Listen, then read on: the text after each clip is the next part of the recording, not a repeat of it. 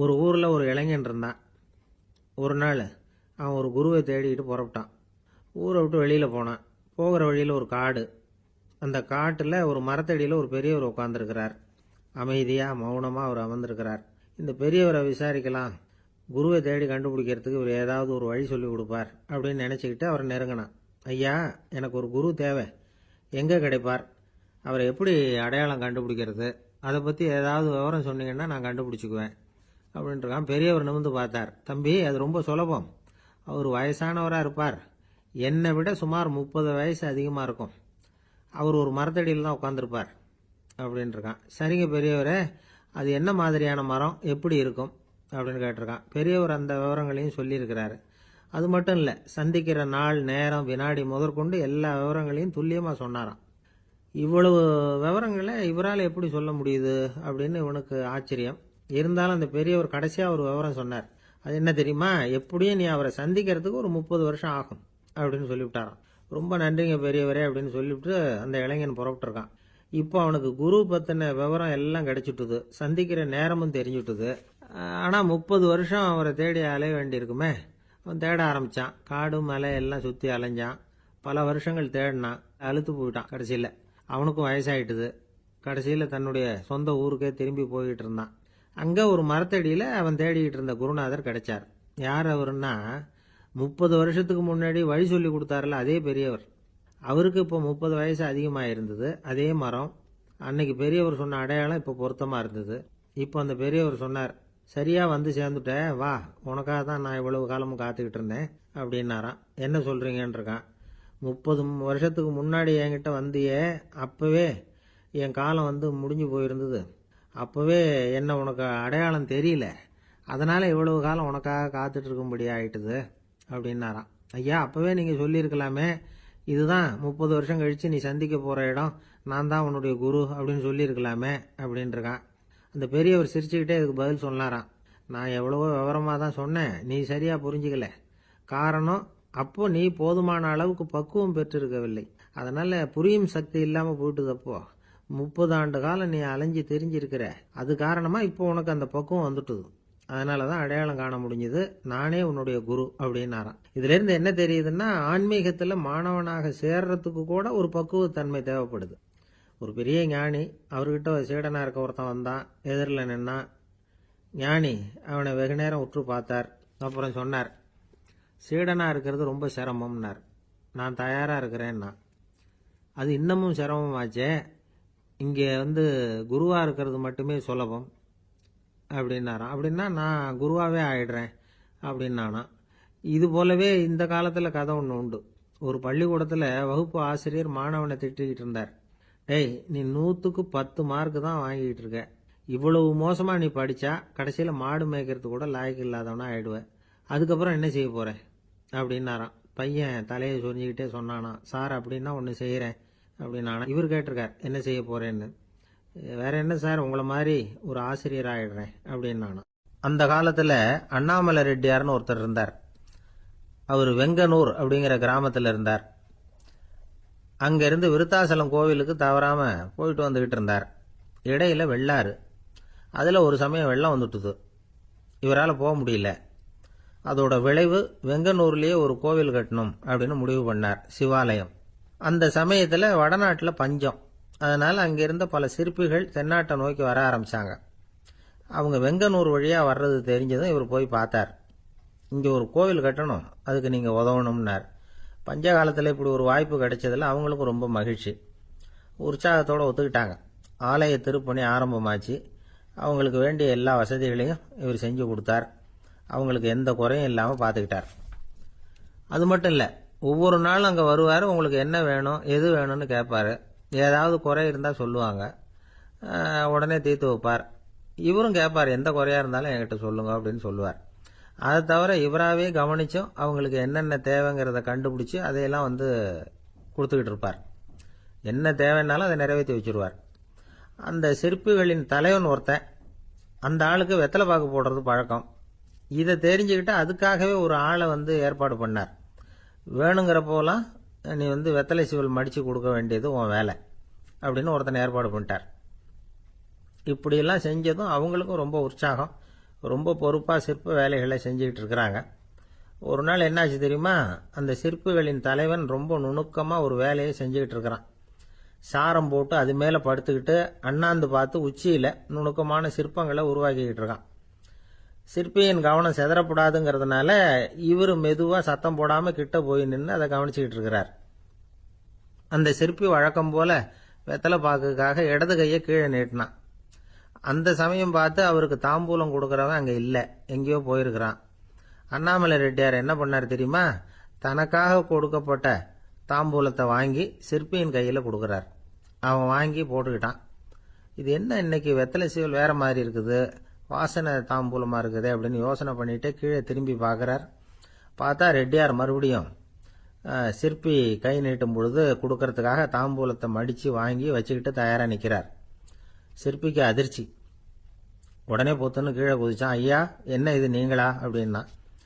இவர் சொன்னார், நான் ஒன்றும் தப்பு பண்ணலையே, உன்னுடைய கை புண்ணியம் செஞ்ச கை, கோயில் கட்டுற கை, அந்த கைக்கு தாம்பூலம் கொடுக்கறதுல என்ன தப்பு அப்படின்னாராம். ஏற்கனவே பஞ்சத்தில் அடிபட்டு வந்த எங்களை நீங்கள் ஆதரிச்சதே பெரிய விஷயம். இந்த செயல் என்னை ஒரு பெரிய கடனாளி ஆக்கிவிட்டுது. ஐயா, எங்களுக்கு உணவு உடை இதை மட்டும் நீங்கள் கொடுத்தா போதும், ஊதியம்னு எதுவும் வாங்க மாட்டோம் அப்படின்னு நானும். அந்த சிற்பி எவ்வளவோ வற்புறுத்தியும் எதுவும் வாங்கிக்கலையாம். இந்த செய்தியை தமிழ் தாத்தா டாக்டர் ஊவேசா சொல்லியிருக்கிறார். அந்த காலத்தில் எப்படிப்பட்டவங்கெல்லாம் வாழ்ந்துருக்கிறாங்க பாருங்க. இந்த காலத்தில் ஒருத்தர் கோவில் கட்டினார், வேலை செய்கிற எல்லாருக்கும் சாப்பாடு போடுவார். சிற்ப வேலை செஞ்சுட்டு சாப்பிட வர்ற ஒவ்வொருத்தர் கையையும் அன்பா பிடிச்சு முத்தம் கொடுத்து உள்ளே அனுப்புவார். அந்த கைகளுக்கு நீங்க கொடுக்குற மரியாதையாது அப்படின்னு கேட்டாங்க. அடா, அது இல்லைங்க, ஏற்கனவே முதல் பந்தியில சாப்பிட வந்தவன் மறுபடியும் வர்றானான்னு கண்டுபிடிக்கிறதுக்காக கையை பிடிச்சி மோந்து பார்க்குறேன் அப்படின்னாராம் அவர். அம்மாக்காரங்களுக்கு அடிக்கடி ஏற்படுற கவலை ஒன்று உண்டு. அதாவது குழந்தை சரியா சாப்பிட மாட்டேங்குதே அப்படிங்கிற கவலை. இவங்கெல்லாம் ஒரு விஷயத்த நல்லா புரிஞ்சுக்கணும். குழந்தைகள்ங்கிறவங்க பெரியவங்க மாதிரி இல்லை. அவங்க கடிகாரத்தில் மணியை பார்த்துட்டு சாப்பிட்றதுக்கு உட்கார்ற ரகம் கிடையாது. பசிச்சா சாப்பிடுவாங்க, இல்லைன்னா விளையாடுவாங்க அல்லது தூங்குவாங்க. அது புரியாம அவங்கள கட்டாயப்படுத்தி அல்லது மிரட்டி சாப்பிட வைக்கிறது ரொம்ப தப்பு. ஒரு 8 மாச குழந்தைக்கு 3 மணி நேரத்துக்கு ஒரு தடவை பசிக்கும். அந்த நேரம் பார்த்து சாப்பாடு கொடுத்தா அடம் பண்ணாமல் அது பாட்டுக்கு சாப்பிட்றோம். அதே குழந்தைக்கு 1 வயசு ஆகிறப்போ 4 மணி நேரத்துக்கு ஒரு தடவை பசிக்கும்.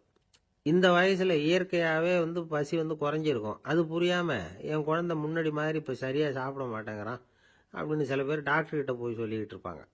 இன்னொரு விஷயம், ஒரு குழந்தைக்கு வயசு அதிகமாகிற வேகத்துக்கு உடம்பு எடையும் அதிகமாகிக்கிட்டே போகாது. உடம்பு எடை அதிகமாகிற வேகம் குறைஞ்சிக்கிட்டே வரும். 6 மாச குழந்தைக்கு ஒரு வாரத்தில் 150 கிராம் எடை கூடும். ஒரு வயசுல வாரத்துக்கு 71 கிராம் எடை கூடும். இது புரியாம அதிகமாக சாப்பாட்டை கொடுத்து குழந்தைய கஷ்டப்படுத்தக்கூடாது. ஏன்னா அளவுக்கு மீறின உணவு அஜீரணத்தை உண்டு பண்ணிவிடும். குழந்தைக்கு ஒரு தட்டில் கொஞ்சமாக ஆகாரத்தை வச்சு கொண்டுகிட்டு போய் கொடுக்கணும். மலை மாதிரி குவிச்சு வச்சா அதை பார்த்ததுமே பசி அடங்கி போயிடும். அடித்து மிரட்டி பயமுறுத்தி குழந்தைய சாப்பிட வைக்கிற பழக்கம் இருக்கு பாருங்க, அதுக்கு ஃபுட் ஃபோர்ஸிங் அப்படின்னு பேர். இப்படி பண்ணுனா குழந்தைக்கு சாப்பாட்டில் விருப்பம் குறைஞ்சிரும், அதை கண்டாவே வெறுக்க ஆரம்பிச்சிடும். அது மாதிரி உளம் சார்ந்த பசி குறைவு, சைக்கோஜெனிக் அனோரெக்சியா, அது ஏற்படுமா. சாப்பாடுங்கிறதே ஒரு தண்டனை மாதிரி தோணும். குழந்தைகளுக்கு பிடிச்ச மாதிரியான ஆகாரத்தை கொடுக்கணும். சத்து அதிகம் இருக்குங்கிறதுக்காக அதுக்கு பிடிக்காத ஆகாரத்தை கொடுத்து கட்டாயப்படுத்தக்கூடாது. குழந்தைகளுக்கு 2 வயசு ஆகிறப்போ இயற்கையாகவே எதிர்மறை குணம் உண்டாகும். அதாவது அந்த எதிர்மறையாக பேசுறது. இது மாதிரி சமயங்களில் நாம் என்ன சொல்கிறோமோ அதுக்கு நேர்மாறாக நடந்துக்கும். ஏட்டிக்கு போட்டி. சாப்பிட சொன்னால் விளையாட போவோம், விளையாட சொன்னால் சாப்பாடு கேட்கும். இதை புரிஞ்சுக்கிட்டு நடந்துக்கணும். குழந்தை சொன்ன பேச்சை கேட்கலேன்னு கோவப்படக்கூடாது. குழந்தை வளர வளர பிடிவாத குணம் வர்றது சகஜம். கேட்டதை வாங்கி கொடுத்தாதான் சாப்பிடுவேன் அப்படின்னு பிடிவாதம் பண்ணும். வாங்கி கொடுத்துடுறது தான் உத்தமம். நீங்களும் அதுகிட்ட பிடிவாதம் பண்ணிட்டு இருக்கக்கூடாது. ஏன்னா கேட்டது கிடைக்கலையேங்கிற ஏமாற்றம் கூட குழந்தையோட பசியை குறைச்சிரும். கேட்டது கிடைச்சுட்டா பசி அதிகமாகும். கொடுத்ததை மலமலன்னு சாப்பிட்றோம்.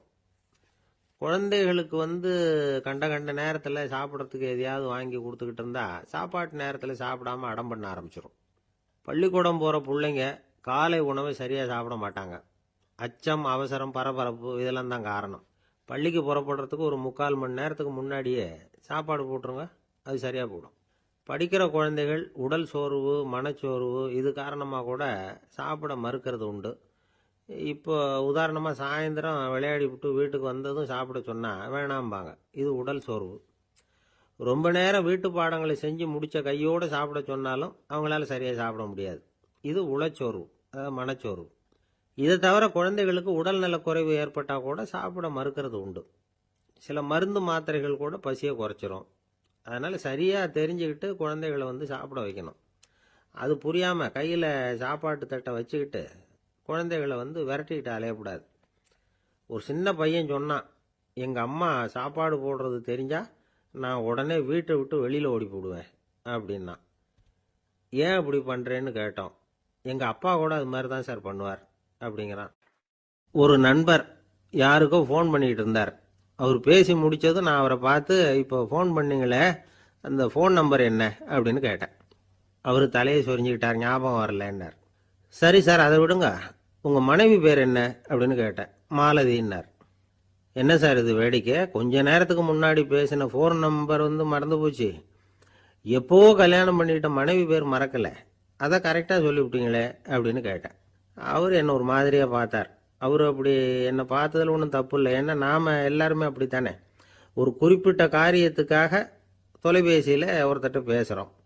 அதுக்கப்புறம் அந்த எண் நமக்கு அனாவசியம், அதனால் மறந்துடுறோம். இதுக்கு பேர் தான் தற்காலிக ஞாபகம். ஆனால் மனைவி பேரை மறந்துட முடியுமா? முடியாது. அது அவசியமான ஒன்று. அடிக்கடி அந்த பேரை உபயோகப்படுத்துகிறோம். அதனாலேயும் அது முக்கியங்கிறதுனாலேயும் அதை மறக்கிறது இல்லை. இதுக்கு பேர் நிரந்தர ஞாபகம். சரி, இந்த தற்காலிக ஞாபகம், நிரந்தர ஞாபகம், இது ரெண்டு ஞாபக அளவுகளையும் கட்டுப்படுத்துறது எது அப்படின்னா மூளைக்குள்ள நடக்கிற மின்சார நடவடிக்கைகள் தான். தற்காலிக ஞாபகம் ஒரு மின்னல் மாதிரி தோன்றி மறையுது. நிரந்தர ஞாபகம் ஒரு படிவம் போல மூளையில் படிஞ்சுடுது. ஒரு சம்பவத்தின் பல பிரதிகள் மூளையில் பல்வேறு பகுதிகளிலேயும் படிகிறதுனால ஒன்று மறைஞ்சாலும் மறந்தாலும் இன்னொன்று மறையறதில்லை. இப்படிப்பட்ட நிலைமையில தான் இந்த தொண்டையில் இருக்கு, வாயில் வரமாட்டேங்குது சார் அப்படிமா. ஒருத்தருக்கு எந்த துறையில் ஆர்வமும் ஈடுபாடும் அதிகமோ அது சம்பந்தமான ஞாபக சக்தி அதிகமாக இருக்கும். தொழிலை விரும்புகிற ஒரு டெலிஃபோன் ஆப்ரேட்டருக்கு எண்கள்லாம் நல்ல ஞாபகம் இருக்கும். அது மாதிரி கவிஞர்களுக்கு வார்த்தைகள் நல்ல ஞாபகத்தில் இருக்கும். இது ஒரு பக்கம் இருந்தாலும் ஒரு மூளை எண்களை விட எழுத்துக்களை விட படங்களை ரொம்ப சுலபமாக ஞாபகத்தில் வச்சுக்குது. புரிஞ்சுக்கிற தன்மை, அனுபவம், புத்தி கூர்மை இது கூடி குறையிறத பொறுத்து ஞாபக சக்தியும் ஏறும் இறங்கும். இப்போ உதாரணத்துக்கு ஒரு பையனுக்கு படித்தது எதுவும் ஞாபகத்தில் இல்லைன்னா அவன் அதை சரியாக புரிஞ்சுக்கலன்னு அர்த்தம்.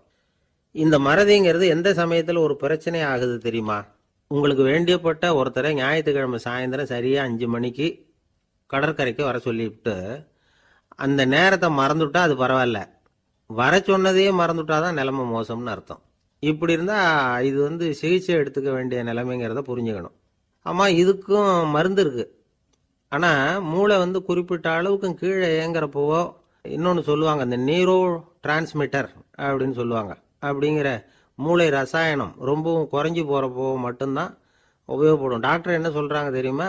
மூளையை பொறுத்த வரைக்கும் அதில் ஞாபக சக்தி அதிகமாக உள்ள மூளை, மறதி உள்ள மூளை அப்படின்னு ஒன்றும் கிடையாது அப்படிங்கிறாங்க. நினைவு வச்சுக்கிறதுக்கு பயிற்சி அளிக்கப்பட்ட மூளை, பயிற்சியற்ற மூளை அப்படின்னு வேணும்னா சொல்லலாம் அப்படின்னு சொல்கிறாங்க. அதனால் நம்ம ஞாபக சக்திங்கிறது நம்மக்கிட்ட இருக்கிற பயிற்சி, முயற்சி இதை பொறுத்து தான் அமையும். ஒருத்தர் ஒரு பென்சிலை எங்கேயோ வச்சுக்கிட்டு தேடிக்கிட்டு இருந்தார். அப்புறம் என்னமோ தீவிரமாக யோசனை பண்ணி அதை ஞாபகப்படுத்தி பார்த்துக்கிட்டு இருந்தாராம். எதிரில் உட்காந்துருந்தவர் சொன்னார், பென்சிலை தானே தேடிக்கிட்டு இருக்கீங்க, அது உங்கள் வலது காதில் இருக்குது சார் அப்படின்னாராம் அவர்.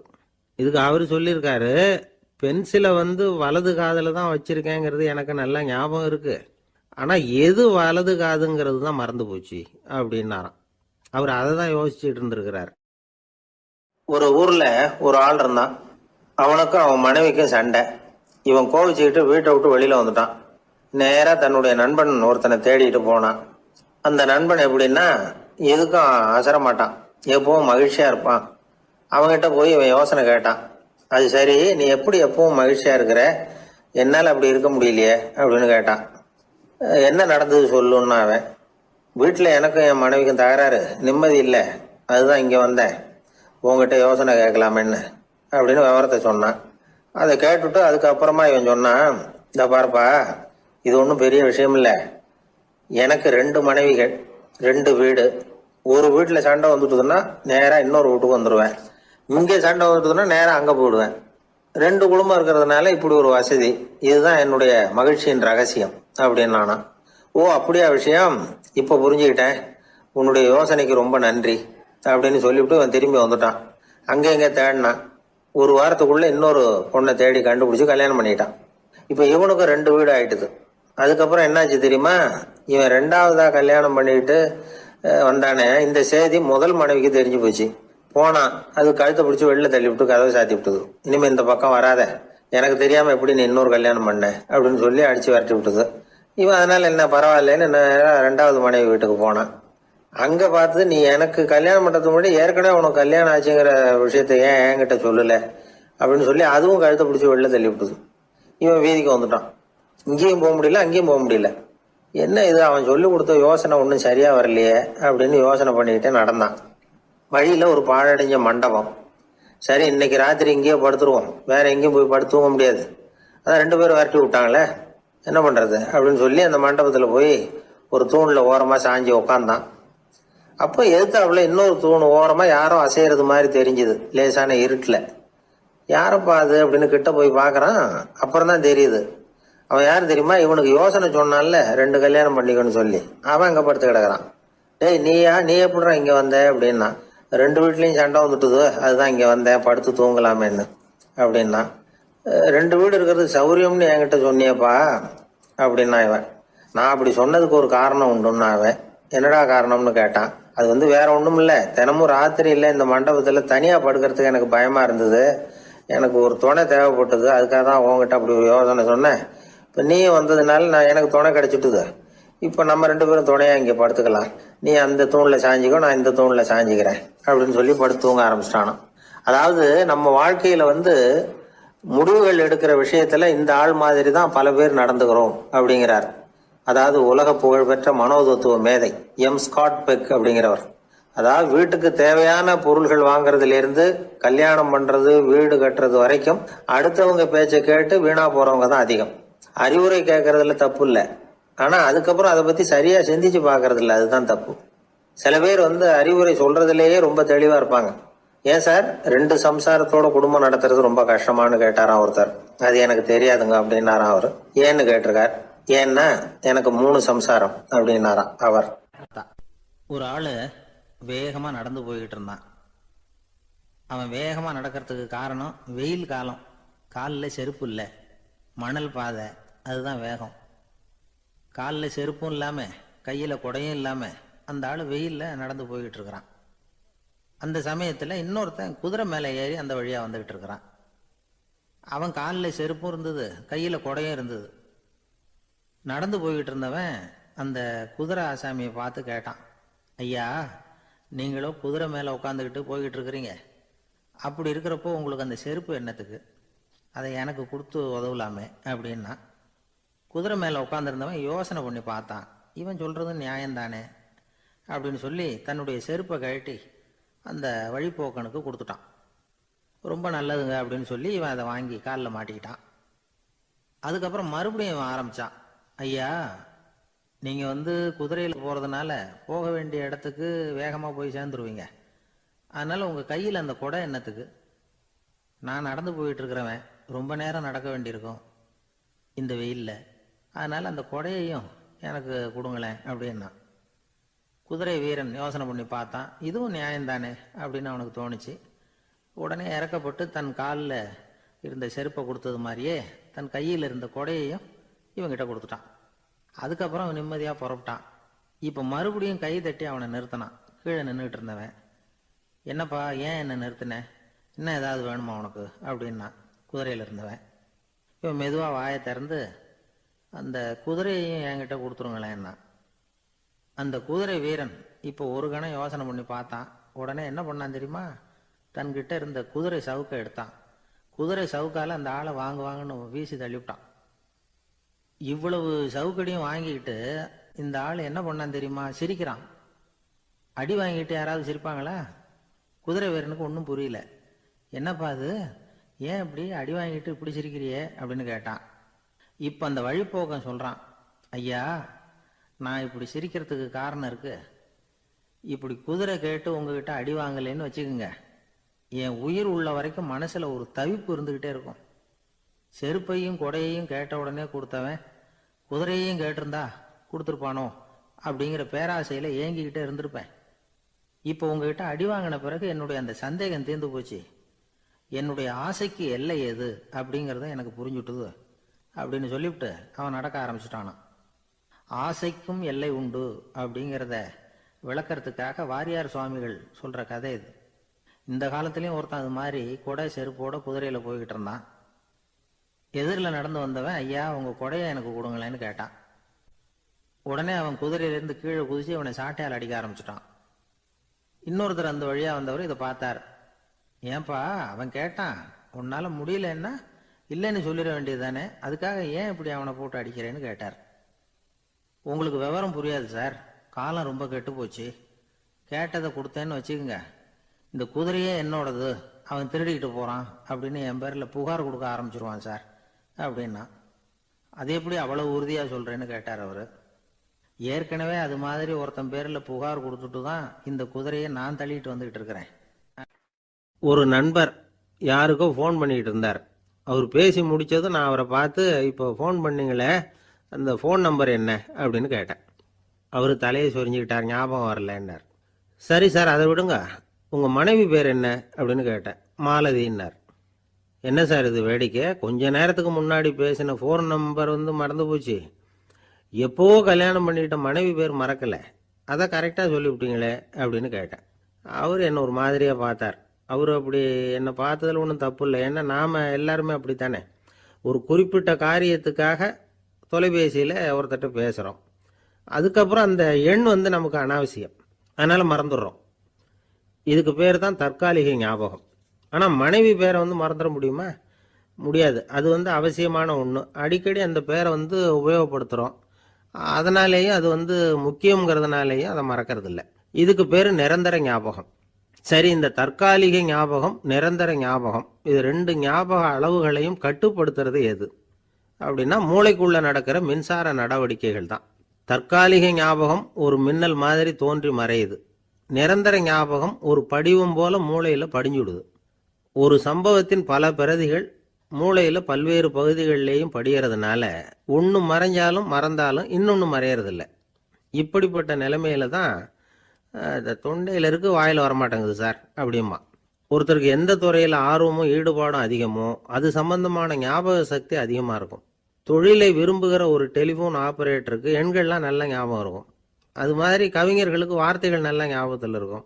இது ஒரு பக்கம் இருந்தாலும் ஒரு மூளை எண்களை விட எழுத்துக்களை விட படங்களை ரொம்ப சுலபமாக ஞாபகத்தில் வச்சுக்குது. புரிஞ்சுக்கிற தன்மை, அனுபவம், புத்தி கூர்மை இது கூடி குறையிறத பொறுத்து ஞாபக சக்தியும் ஏறும் இறங்கும். இப்போ உதாரணத்துக்கு ஒரு பையனுக்கு படித்தது எதுவும் ஞாபகத்தில் இல்லைன்னா அவன் அதை சரியாக புரிஞ்சுக்கலன்னு அர்த்தம். இந்த மறதிங்கிறது எந்த சமயத்தில் ஒரு பிரச்சனை ஆகுது தெரியுமா?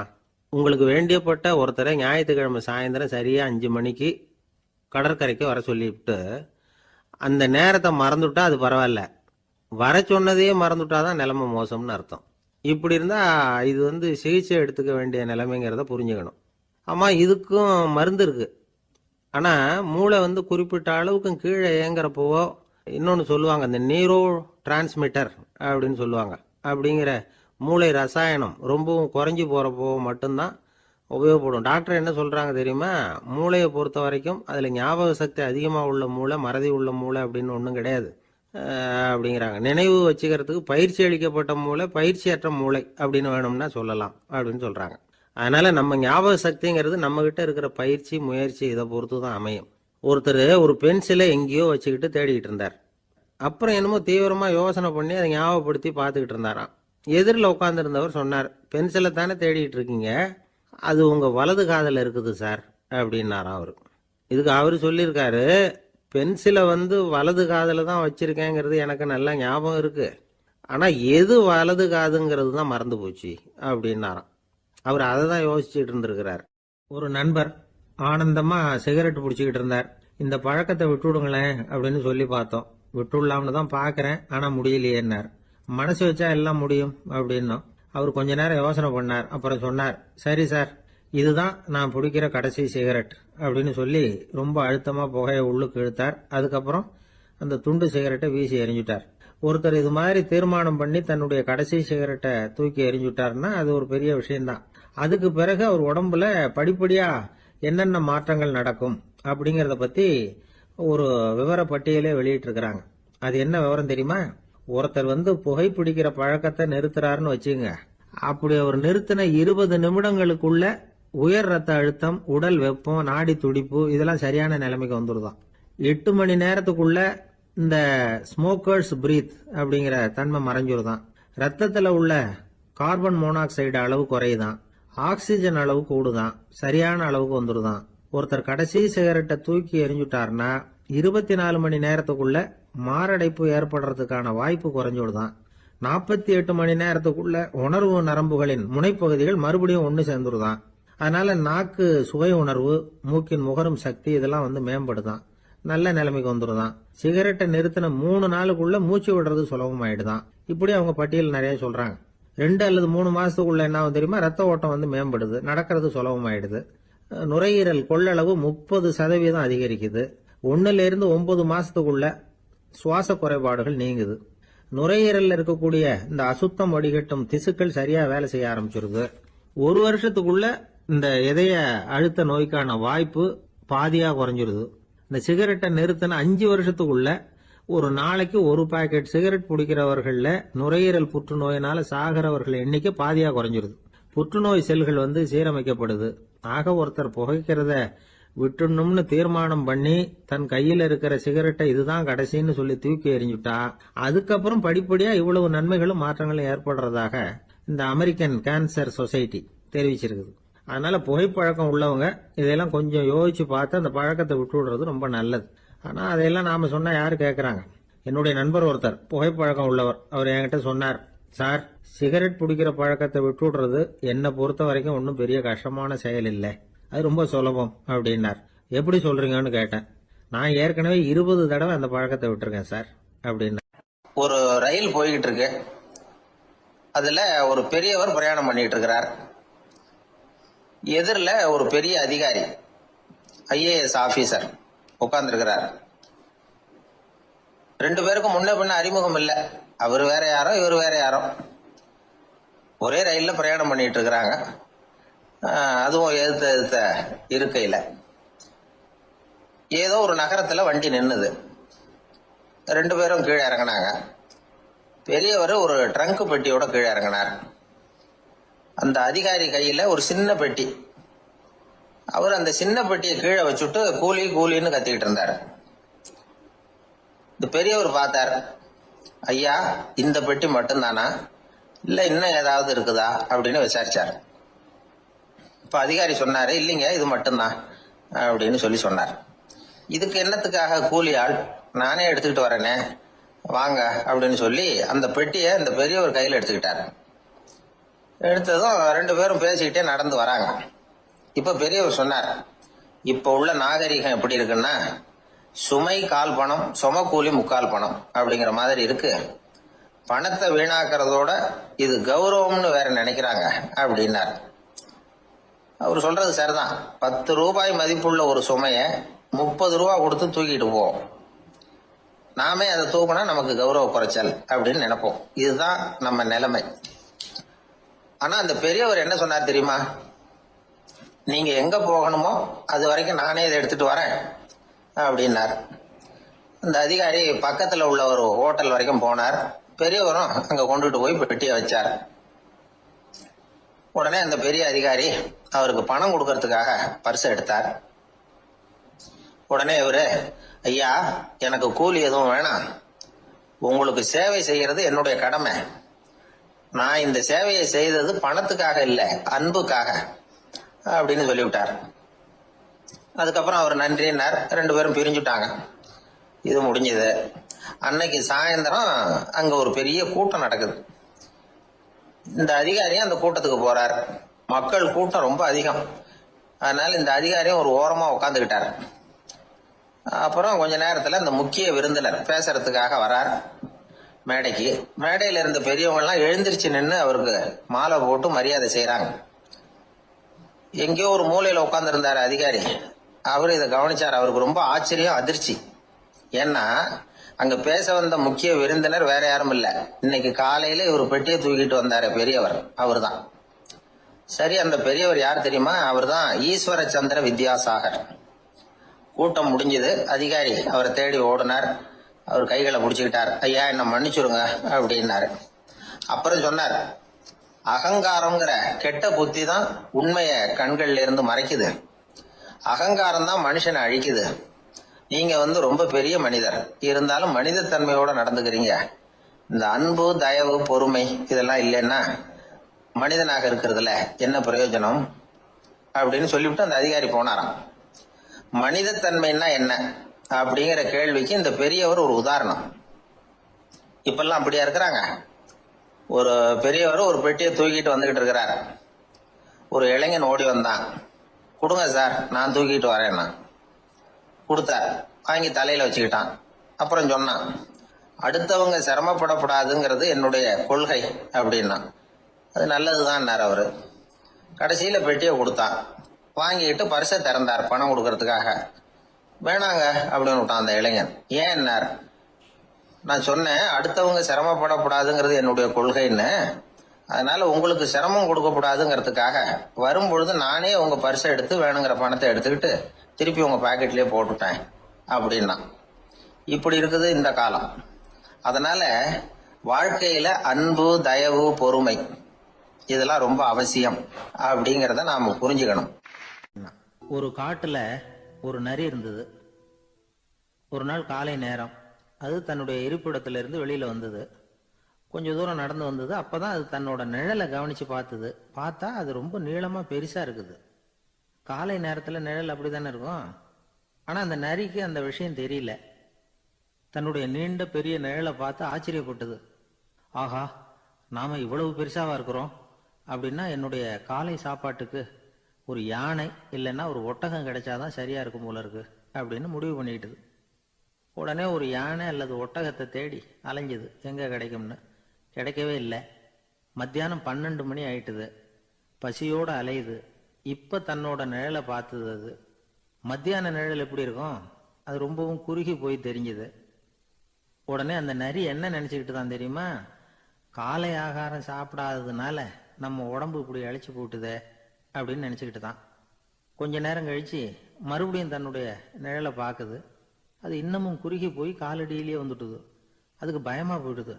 ஐயையோ, இன்னும் கொஞ்ச நேரத்துல நாம இறந்துருவோம் போல இருக்க. இப்ப என்ன செய்யறது?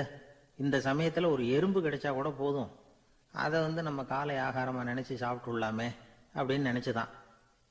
நம்முடைய நிழல் கூட நம்மள மாதிரியே தான் அடிக்கடி மாறிக்கிட்டே தான் இருக்குது. அது எப்பவும் ஒரே மாதிரி இருக்கிறது இல்ல. மனிதனுக்கு ஏற்படுகிற தன்முனைப்பு இருக்கு பாருங்க, ஈகோ, அது கூட ஒரு நிழல் மாதிரி தானா.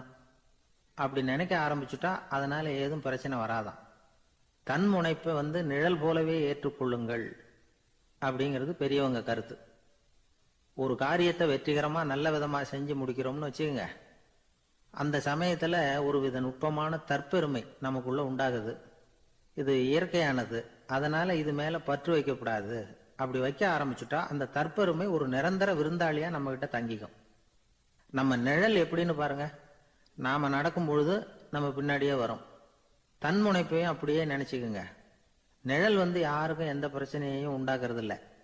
ஆனா அந்த நிழலை கண்டே நாம பயப்பட ஆரம்பிச்சுட்டா நாம எதுலையும் வெற்றி காண முடியாது. நிழலோட சண்டை போடக்கூடாது. அது மாதிரி தன்முனைப்போடவும் நாம சண்டை போட வேண்டியதில்லை. இல்லாத ஒன்றோடு சண்டை போடுறது எப்படின்னா அது இருட்டோட சண்டை போடுறது மாதிரி.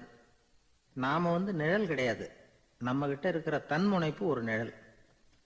நம்ம நிழலையும் நமக்கு சமமா பாக்குறோம் பாருங்க, அங்கதான் சிக்கலே ஆரம்பம். இப்போ நாம நடந்து போய்கிட்டு இருக்கிறோம்.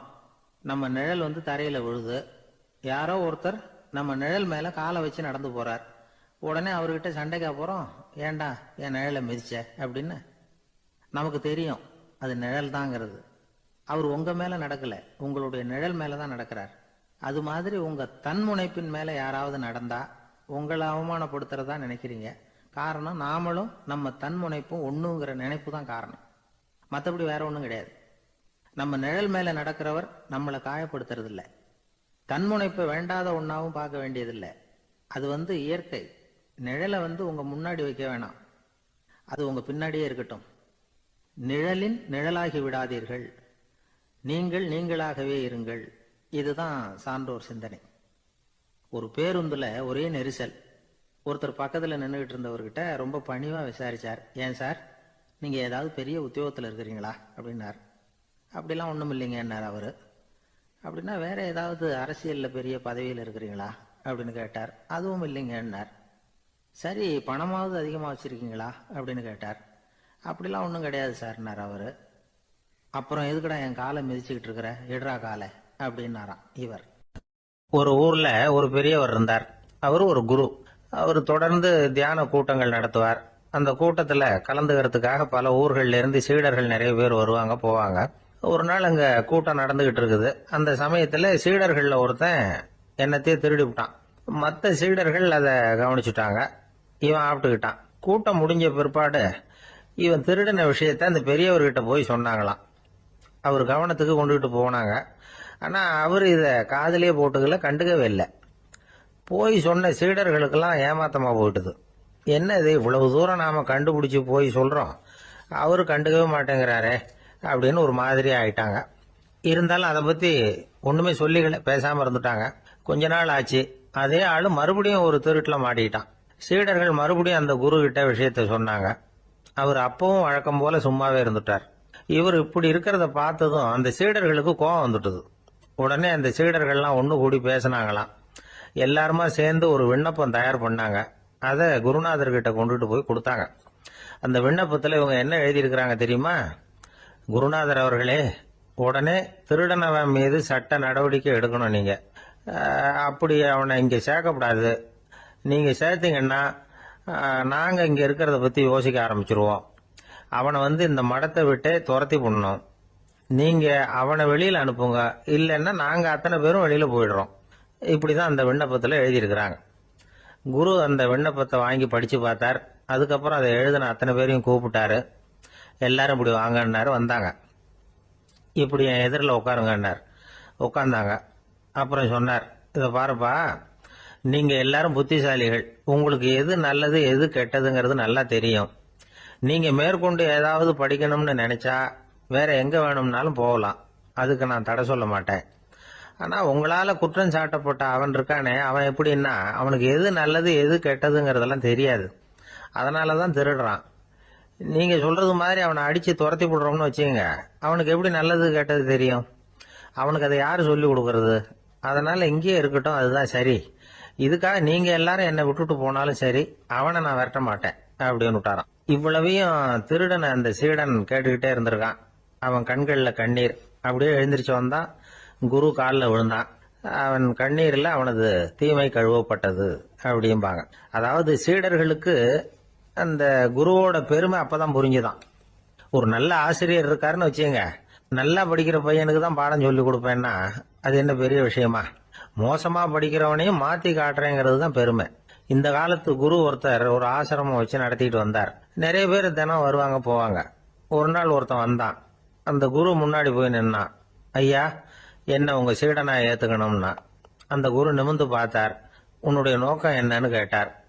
ஐயா, உங்ககிட்ட கொஞ்ச நாள் இருந்தேன்னா நல்ல பழக்க வழக்கங்களை கத்துக்கலாம். அதுக்கப்புறம் வெளியில போய் ஒரு நல்ல தொழில் தொடங்கி வாழ்க்கையில முன்னுக்கு வரணுங்கிறது தான் என்னோட நோக்கம் அப்படின்னா. நீ சொல்றது சரி, ஆனா உன்னால இங்க நல்ல பழக்க வழக்கங்களை கத்துக்க முடியலன்னு வச்சுக்கோ, அப்ப என்ன பண்ணுவேன் அப்படின்னு கேட்டார் அவர். அப்படி ஆச்சுன்னா என்ன, உங்களை மாதிரியே ஒரு ஆசிரமம் ஆரம்பிச்சு அதுக்கு குருவா இருந்துட்டு போறேன் அப்படின்னா. ஒரு மாணவனை பார்த்தேன். என்ன தம்பி படிப்புலாம் எப்படி இருக்குது அப்படின்னு விசாரிச்சேன். அவன் ரொம்ப அழுத்துக்கிட்டான். நான் நல்லா தான் சார் படிக்கிறேன், இருந்தாலும் புத்தியில சரியா ஏற மாட்டேங்குது சார் அப்படின்னா. சரி, இவனு நம்ம ரகம்தான் அப்படின்னு சொல்லி முடிவு பண்ணிட்டோம். கல்வி கற்கக்கூடிய ஒரு மாணவன் சம்பந்தப்படுற புத்திகள் பல வகை. அதை பத்தி ஒரு பெரியவர் விளக்கி இருக்கிறார். மிருத்து புத்தின்னு ஒன்று இருக்குதான். மிருத்துன்னா மண்ணு. மண்ணால செவுறு கட்டுறோம்ல, மண் சுவரில் ஆணி அடிக்கிறதும் சுலபம், அதை பிடுங்கி எடுக்கிறதும் சுலபம். அது மாதிரி சில பேர் குரு சொல்லி கொடுக்கறத சுலபமா கேட்டு தெரிஞ்சு வச்சுக்குவாங்க. கொஞ்ச நேரத்தில் சுலபமா மறந்தும் போயிடுவாங்க. இது மிருத்து புத்தின்னு பேரு, மண் புத்தி. தாரு புத்தின்னு ஒன்று உண்டான். தாருன்னா மரம். அதுல பச்சை மரத்துல ஆணி அடிக்கிறது சுலபம், ஆனா அது எடுக்கிறது கஷ்டம். அது மாதிரி ஆசிரியர்கிட்ட இருந்து கேட்டதை கவனமா மனசுல பதிய வச்சுக்கிட்டு அதை மறக்காம இருக்கிறது தாரு புத்தி. பட்ட மரமா இருந்தா அதுல ஆணி அடிக்கிறதும் கஷ்டம், அடிக்கிற ஆணியும் சீக்கிரம் நழுவிடும். அது மாதிரி கேட்கிற விஷயம் மனசுல பதியறதும் கஷ்டம். அப்படியே பதிஞ்சாலும் அது நீடிச்சு இருக்கிறதும் கஷ்டம், கொஞ்ச காலத்துல மறந்துடும். இன்னொரு வகை புத்தி ஒன்று உண்டு, அதுக்கு பேரு சிலா புத்தின்னு பேரு. சிலான்னா கல்லு. ஒரு கருங்கல்லுல 4 துளைய போட்டு ஒரு துளையில உளிய வச்சு அடிச்சா மற்ற துளை வழியாவும் பிளந்து கல்லு 2 ஆயிடும். அது மாதிரி சந்தியான இடங்கள்ல குறிப்பா ஒரு பொருளை சொன்னா அதை வச்சுக்கிட்டு மற்றதையும் தெரிஞ்சுக்கிறது, அது சிலா புத்தின்னு பேர். வேணு புத்தின்னா என்ன தெரியுமா? வேணும்னா மூங்கில். மூங்கில் கணுவுல ஒரு பக்கம் உளிய வச்சு அடிச்சா 2 பக்கமும் பிளந்துரும். அது மாதிரி ஒரு செய்தியை கேட்டுக்கிட்டு இருக்கிறப்பவே அதோட முன்பின் தொடர்களையும் தெரிஞ்சுக்கணும், அது வேணு புத்தி. தைல புத்தின்னு ஒன்று உண்டு. தைலம்ங்கிறது எண்ணெய். தண்ணியில ஒரு துளி எண்ணெயை விட்டா அது தண்ணி பூரா பரவி போடுதுல்ல, அது இப்படி பரவுறது மாதிரி ஆசிரியர் சுருக்கமா ஒரு கருத்தை சொன்னா அதை வச்சுக்கிட்டு பூரா விஷயங்களையும் தெரிஞ்சுக்கணும், அது தைல புத்தி. கற்பூர புத்தின்னு ஒன்று கேள்விப்பட்டிருக்கோம். அது எப்படின்னா, கற்பூரம் தீ பட்ட உடனே பிடிச்சிக்கும். ஆசிரியர் சொன்ன உடனே நுண்ணறிவோட பாடங்களை புரிஞ்சுக்கிறது இந்த வகை புத்தி. கரி புத்தின்னு ஒன்று. அது எப்படின்னா, கரியில நெருப்பை வச்சு விசிறிய பிறகு அதுக்கப்புறம் அது கறி நெருப்பாகும். அது மாதிரி காலம்பரை சாயந்தர வேலைகளில் ஆசிரியர் பாடம் சொல்லி கொடுப்பார், அதை கொண்டு புரிஞ்சுக்கிறது இந்த வகை. கதலித்தண்டு புத்தின்னு ஒன்று சொல்லுவாங்க. கதலிங்கிறது வாழை மரம். வாழைத்தண்டுல தீ வைக்கிறது எவ்வளவு சிரமமோ அவ்வளவு சிரமத்தோட கல்வி கற்கிறது கதலித்தண்டு புத்தி. இதை தவிர இன்னும் சில வகையான மாணவர்களை கூட அடையாளம் காட்டுறாங்க. ஆசிரியர் சொன்னதுல நல்லதை மட்டும் எடுத்துக்கிறவன் அன்னம். ஆசிரியர் கிடைச்ச இடத்துல பாடத்தை கேட்டுக்கிட்டு பிறகு தனியா உட்காந்து சிந்திக்கிறவன் பசு. பசுமாடு அப்படித்தானே, புல்லு கண்ட இடத்துல மேயும், அதுக்கப்புறம் நிதானமா அசை போட்டுக்கும். ஆசிரியர் சொன்னதை தவிர வேற எதையும் சொல்ல முடியாதவன் கிளி. பல இடங்கள்ல பாடங்கள் கேட்டு கடைசியில ஒன்னும் புரியாம போறவன் ஆடு. ஆடு ஒரு செடியில வயிறார மேயாது, ஒரே செடியில. இக்கரைக்கு அக்கறை பச்சைன்னு அங்கேயும் இங்கேயும் அலைஞ்சிக்கிட்டே இருக்கும். சில பேருக்கு எருமைன்னு பேரு. எருமை எப்படின்னா, குளத்து நீரை கலக்கி தான் குடிக்கும். அது மாதிரி ஆசிரியர் மனசை நோக செய்து பயில்கிற மாணவர்கள்லாம் இந்த ரகம். இவ்வளவுலாம் இருந்தாலும் இந்த காலத்து மாணவர்கள்லாம் ஒரு தனி ரகம். ஒரு ஆசிரியர் வகுப்புல பாடம் நடத்திக்கிட்டு இருந்தார். இலக்கண வகுப்பு. இறந்த காலம், நிகழ்காலம், எதிர்காலம், past tense, present tense, future tense, இதை பத்திலாம் பாடம் நடத்துறார். எல்லாம் சொல்லி கொடுத்துட்டு இப்ப நான் ஒரு வாக்கியம் சொல்லுவேன், அது என்ன காலம் அப்படிங்கறத நீங்க சொல்லணும்னார் ஆசிரியர். சரி, நாங்க மாணவர்கள்லாம், நான் நாளைக்கும் பாடம் நடத்த போகிறேன், இது என்ன காலம் அப்படின்னு கேட்டார் ஆசிரியர். அதாவது நான் நாளைக்கும் பாடம் நடத்த போகிறேன், இந்த வாக்கியம் என்ன காலம்னு கேட்டார். ஒரு பையன் மெதுவா எழுந்திரிச்சு சொன்னான், இது எங்க போதாத காலம் சார் அப்படின்னு சொல்லிவிட்டு உட்காந்துட்டானா. ஒருத்தர் குதிரை ரேஸுக்கு போனார், பணம் கட்டினார், தோத்து போயிட்டார். மறுபடியும் போனார், பணம் கட்டினார், தோத்து போனார். அடுத்த தடவையும் பணம் கட்ட போனப்போ அவரை தடுத்து கேட்டோம், ஏன் சார் ஏற்கனவே விட்டது போதாதா, இன்னமும் இருக்கிறத விடணுமா அப்படின்னு கேட்டோம். விட்டதையெல்லாம் மொத்தமா எடுக்க வேணாமா சார், அதுக்காக தான் தொடர்ந்து பணம் கட்டுறேன்னார் அவரு. இவரை திருத்துறது ரொம்ப கஷ்டம். இது ஒரு மனநோய். மனநோய்கள்ல பல வகை உண்டு. மனநோய்கள் பிரிவு அட்டவணையில சூதாட்டம்ங்கிறது அவதியுறும் நோய் அப்படிங்கிற தலைப்புல வருது. சூதாட்டம் 2 வகைப்படும்னு சொல்றாங்க உளவியல் நிபுணர்கள். ஒரு வகை எப்படின்னா, நண்பர்களோட சேர்ந்துகிட்டு மகிழ்ச்சியும் கிளர்ச்சியும் அடையறதுக்காக ஈடுபடுறது. பிரச்சனைகளை தீர்க்கறதுல ஒரு ஆர்வம், கேளிக்கைக்காக கொஞ்சம் விட்டு பிடிக்கிறது அப்படிங்கிற மனுஷனுடைய அடி மனசுல உள்ள விபரீத பிணைய சுபாவம், இதெல்லாம் அதுக்கு காரணம். இன்னொரு வகை எப்படின்னா, சூதாட்டத்துல ஈடுபட்டு ஒரு கட்டாய நிலைமைக்கு ஆளாயிடுறது. ஈடுபடு அப்படின்னு மனசு ஒரு வெறித்தன்மையை தூண்டிக்கிட்டே இருக்கும். இப்படிப்பட்டவங்களுக்கு நாம தோத்துக்கிட்டு இருக்கோம்ங்கிறது தெரியும், நாம ஜெயிக்கிறதுக்கான சந்தர்ப்பம் இல்லைங்கிறதும் தெரியும். இதனால நமக்கும் கஷ்டம், நம்ம சுத்தி இருக்கிறவங்களுக்கும் கஷ்டங்கிறதும் புரியும். அப்படி இருந்தும் சூதாடுவாங்க. இதுக்கு காரணம் சூதாடியின் பகற்கனவு அப்படிங்கிறாங்க நிபுணர்கள். இந்த நிலைமைக்கு கட்டாய சூதாட்டம் அல்லது நிர்பந்த சூதாட்டம் அப்படின்னு பேர் வச்சிருக்கிறாங்க. இப்படிப்பட்ட ஆசாமி இருக்கிறது பூரா விட்டுருவான், கடன் வாங்குவான், திருடுவான். இருந்தாலும் என்னைக்காவது ஒரு நாள் ஜெயிச்சிருவேன் அப்படின்னு சொல்லிக்கிட்டே இருப்பான். விட்டதை எடுத்துருவேங்கிற ஒரு நம்பிக்கை சுடர் அவனுக்குள்ள எரிஞ்சுக்கிட்டே இருக்கும். இவனை மனநோயாளி அப்படின்னு சொல்லிட முடியாதான். என்ன காரணம்னா, இது மாதிரி ஆளுங்க கிட்ட மன போராட்டமோ கவலையோ பதட்டமோ இருக்கிறது இல்ல. சில விசேஷமான குணங்கள் இவங்க கிட்ட உண்டு. எதிர்ப்பு உணர்ச்சி, சிறுபிள்ளைத்தனம், சட்ட திட்டங்களையும் சம்பிரதாயங்களையும் உட தெரியாத மனப்போக்கு, பொறுப்பில்லாத தன்மை, நெறி தவறி நடக்கிறது எல்லாம் இவங்ககிட்ட உண்டு. ஆனா வெளிப்பார்வைக்கு ரொம்ப சிநேகமா இருப்பாங்க, அன்பா இருப்பாங்க, அப்படி இருக்கிறதாக காட்டிக்குவாங்க. ஆதாயம், சுயலாபம் இதெல்லாம் கருதி தான் பழகுவாங்க. இவங்க கேட்கறப்ப நாம பணம் கொடுக்கலன்னு வச்சுக்கோங்க, நம்மளை கை விட்டுருவாங்க. நம்ம மேல அவாண்டமா பழி சுமத்துறது கூட தயங்க மாட்டாங்க. தங்களுடைய சூதாட்ட நடவடிக்கைகளுக்கு சாதகமான காரணங்களை சொல்லிட்டு இருப்பாங்க. நீ வேணும்னா பாரு, ஒரே நாள்ல நான் இழந்ததையெல்லாம் மீட்டு லட்சாதிபதி ஆறனா இல்லையா பாரு அப்படிம்பாங்க. தோத்து போறத ஒரு படிப்பினையா இவங்க எடுத்துக்கிறதே இல்லை. தோத்து போறதுலேயே இவங்களுக்கு ஒரு அலாதியான சுகம். தனக்குத்தானே துன்பத்தை வரவழைச்சிக்கிட்டு இன்பம் அடையிறதுக்கு தன்வதை சுகம் அப்படின்னு பேர். இவங்கெல்லாம் அந்த ரகம். சில பேர் எப்படி தெரியுமா, மந்திர எண்ணங்களை வரவழைச்சிக்கிறது, சூதாடுறதுக்காக ஆபீஸ்ல கையாடல் பண்றது, அடுத்தவங்க கிட்ட இருந்து திருடுறது. இந்த மந்திர எண்ணம் தீவிரமாச்சுன்னா ஒரு மாதிரியா பேச ஆரம்பிச்சிருவாங்க. தோல்விதான் சார் வெற்றிக்கு முதல் படியும்பாங்க. தன்னால பகடக்காய்களையும் குதிரை ஓட்டிகளையும், அதாவது இந்த ஜாக்கிகள், அதெல்லாம் கட்டுப்படுத்த முடியுங்கிற பித்து நிலைக்கு இவங்கெல்லாம் தள்ளப்பட்டுருவாங்க.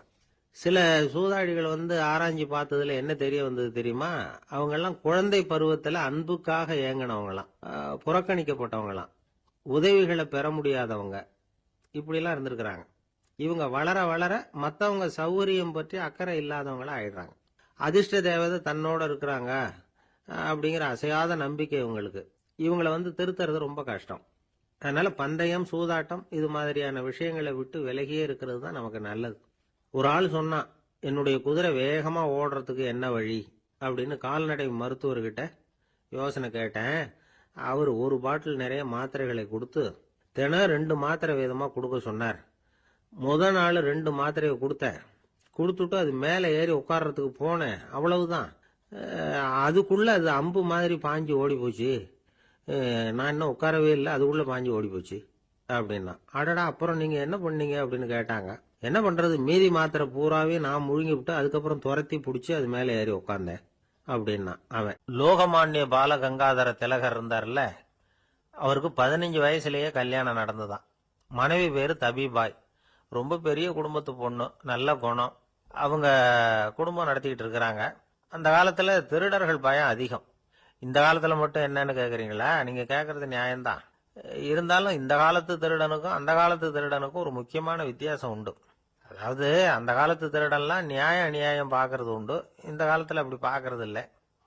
அந்த காலத்துல திருட வர்றவங்கள்ட்ட கூட ஒரு தார்மீக உணர்வு உண்டாம். அதாவது அப்போ உள்ள கொள்ளைக்காரங்க எதை களவாடினாலும் சரி, அரிசியை மட்டும் களவாடுறது இல்லையா, அப்படி ஒரு கொள்கை. அதனால பாருங்க, அந்த காலத்து பெண்கள் நகை நட்டுகளை பத்திரமா வைக்கணும்னா பெட்டியில வைக்கிறது இல்ல, அரிசி பானையில போட்டு வச்சு விடுறது. இப்பெல்லாம் பேங்க்ல சேஃப்டி லாக்கர்னு இருக்குல்ல, அது மாதிரி அந்த காலத்துல சேஃப்டி லாக்கருங்கிறது அரிசி பானை. வளையல், மூக்குத்தி, தோடு இப்படி எதுவா இருந்தாலும் அதுல போட்டு பத்திரமா வச்சிருவாங்க.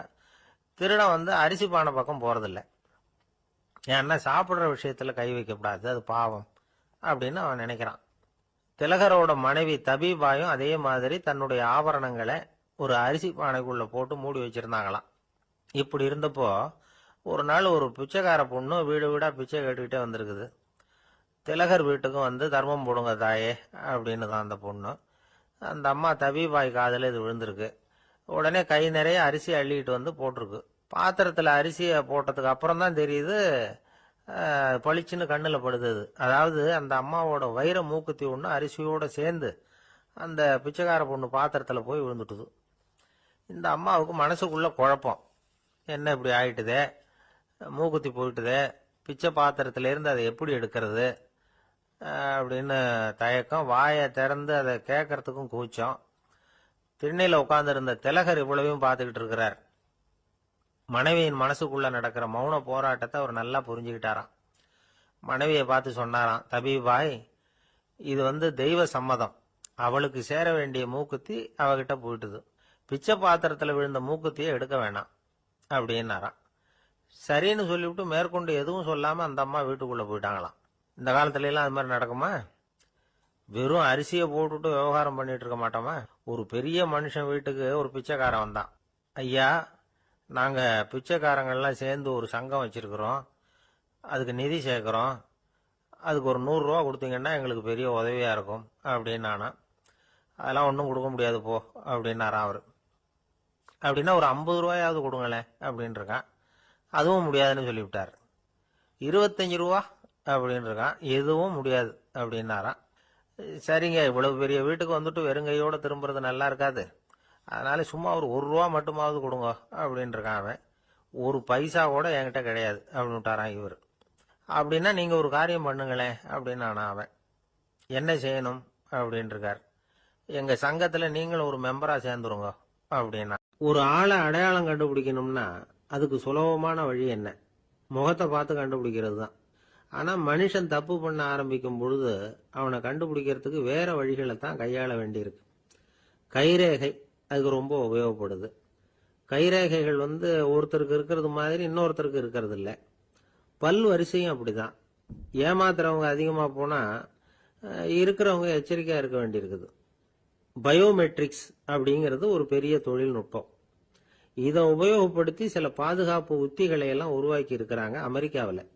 வீட்டுக்கு சொந்தக்காரர் குரல் கொடுத்தா கதவு திறக்கும், அல்லது அவர் கை வச்சா கதவு திறக்கும். மற்றவங்க யாரு என்ன பண்ணாலும் கதவு திறக்காது. இது ஒரு முறை.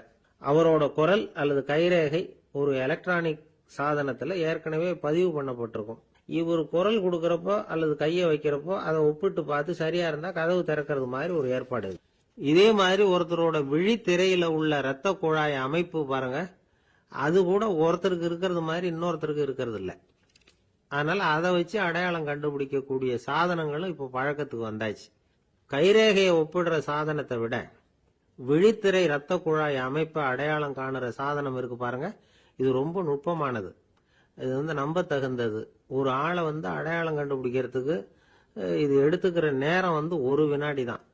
ஒரு கருவி இருக்கும், அதுல உள்ள ஒரு சிறு துளையில கண்ணை வச்சு பார்க்கணும்.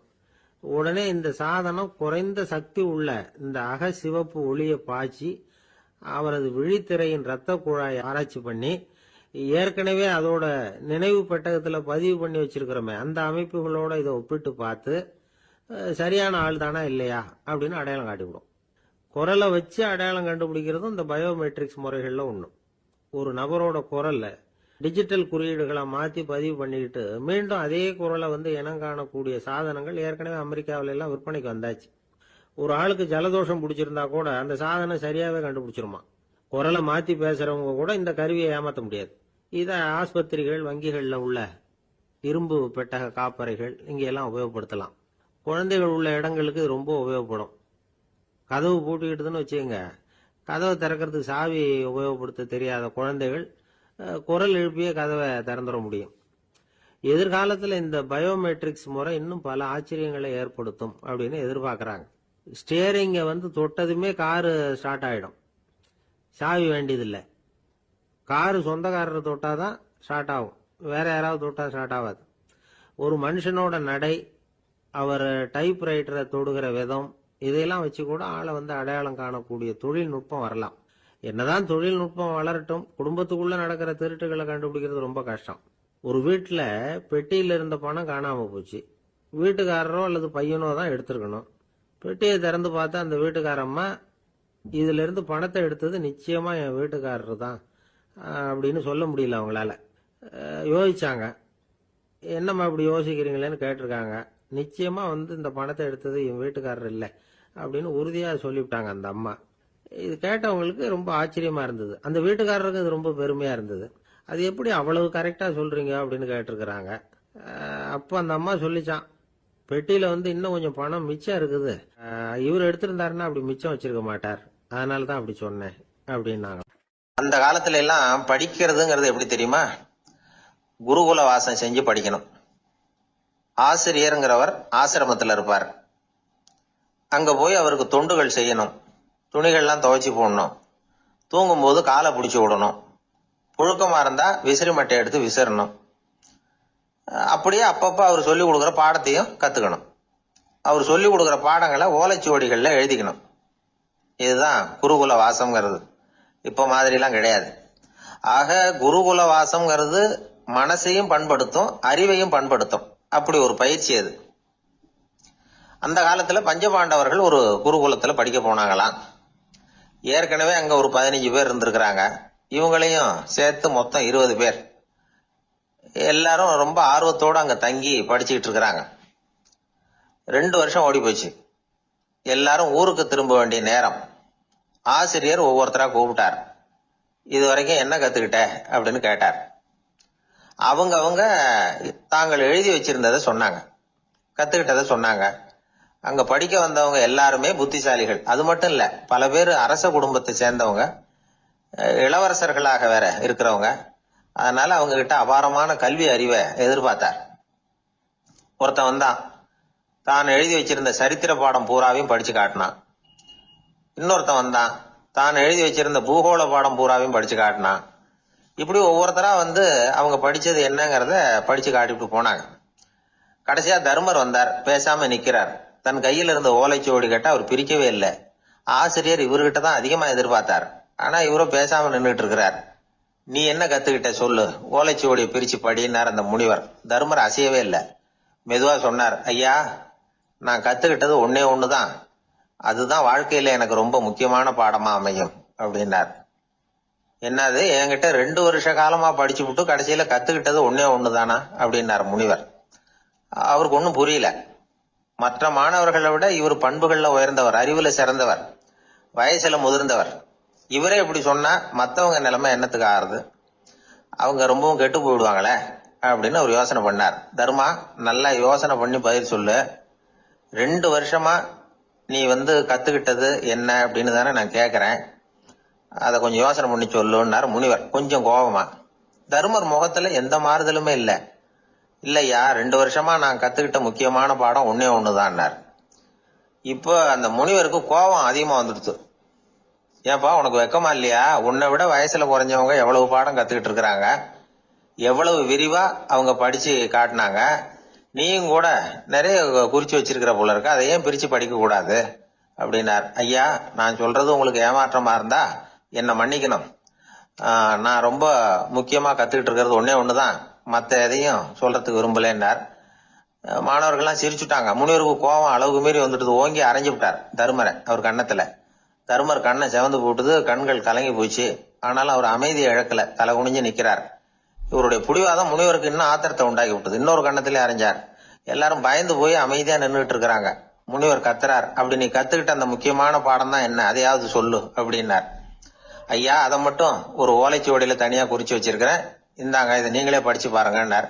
தர்மர் ஓலைச்சுவடியை நீட்டினார். முனிவர் அதை வாங்கி பிரிச்சார், சத்தம் போட்டு படிச்சார்.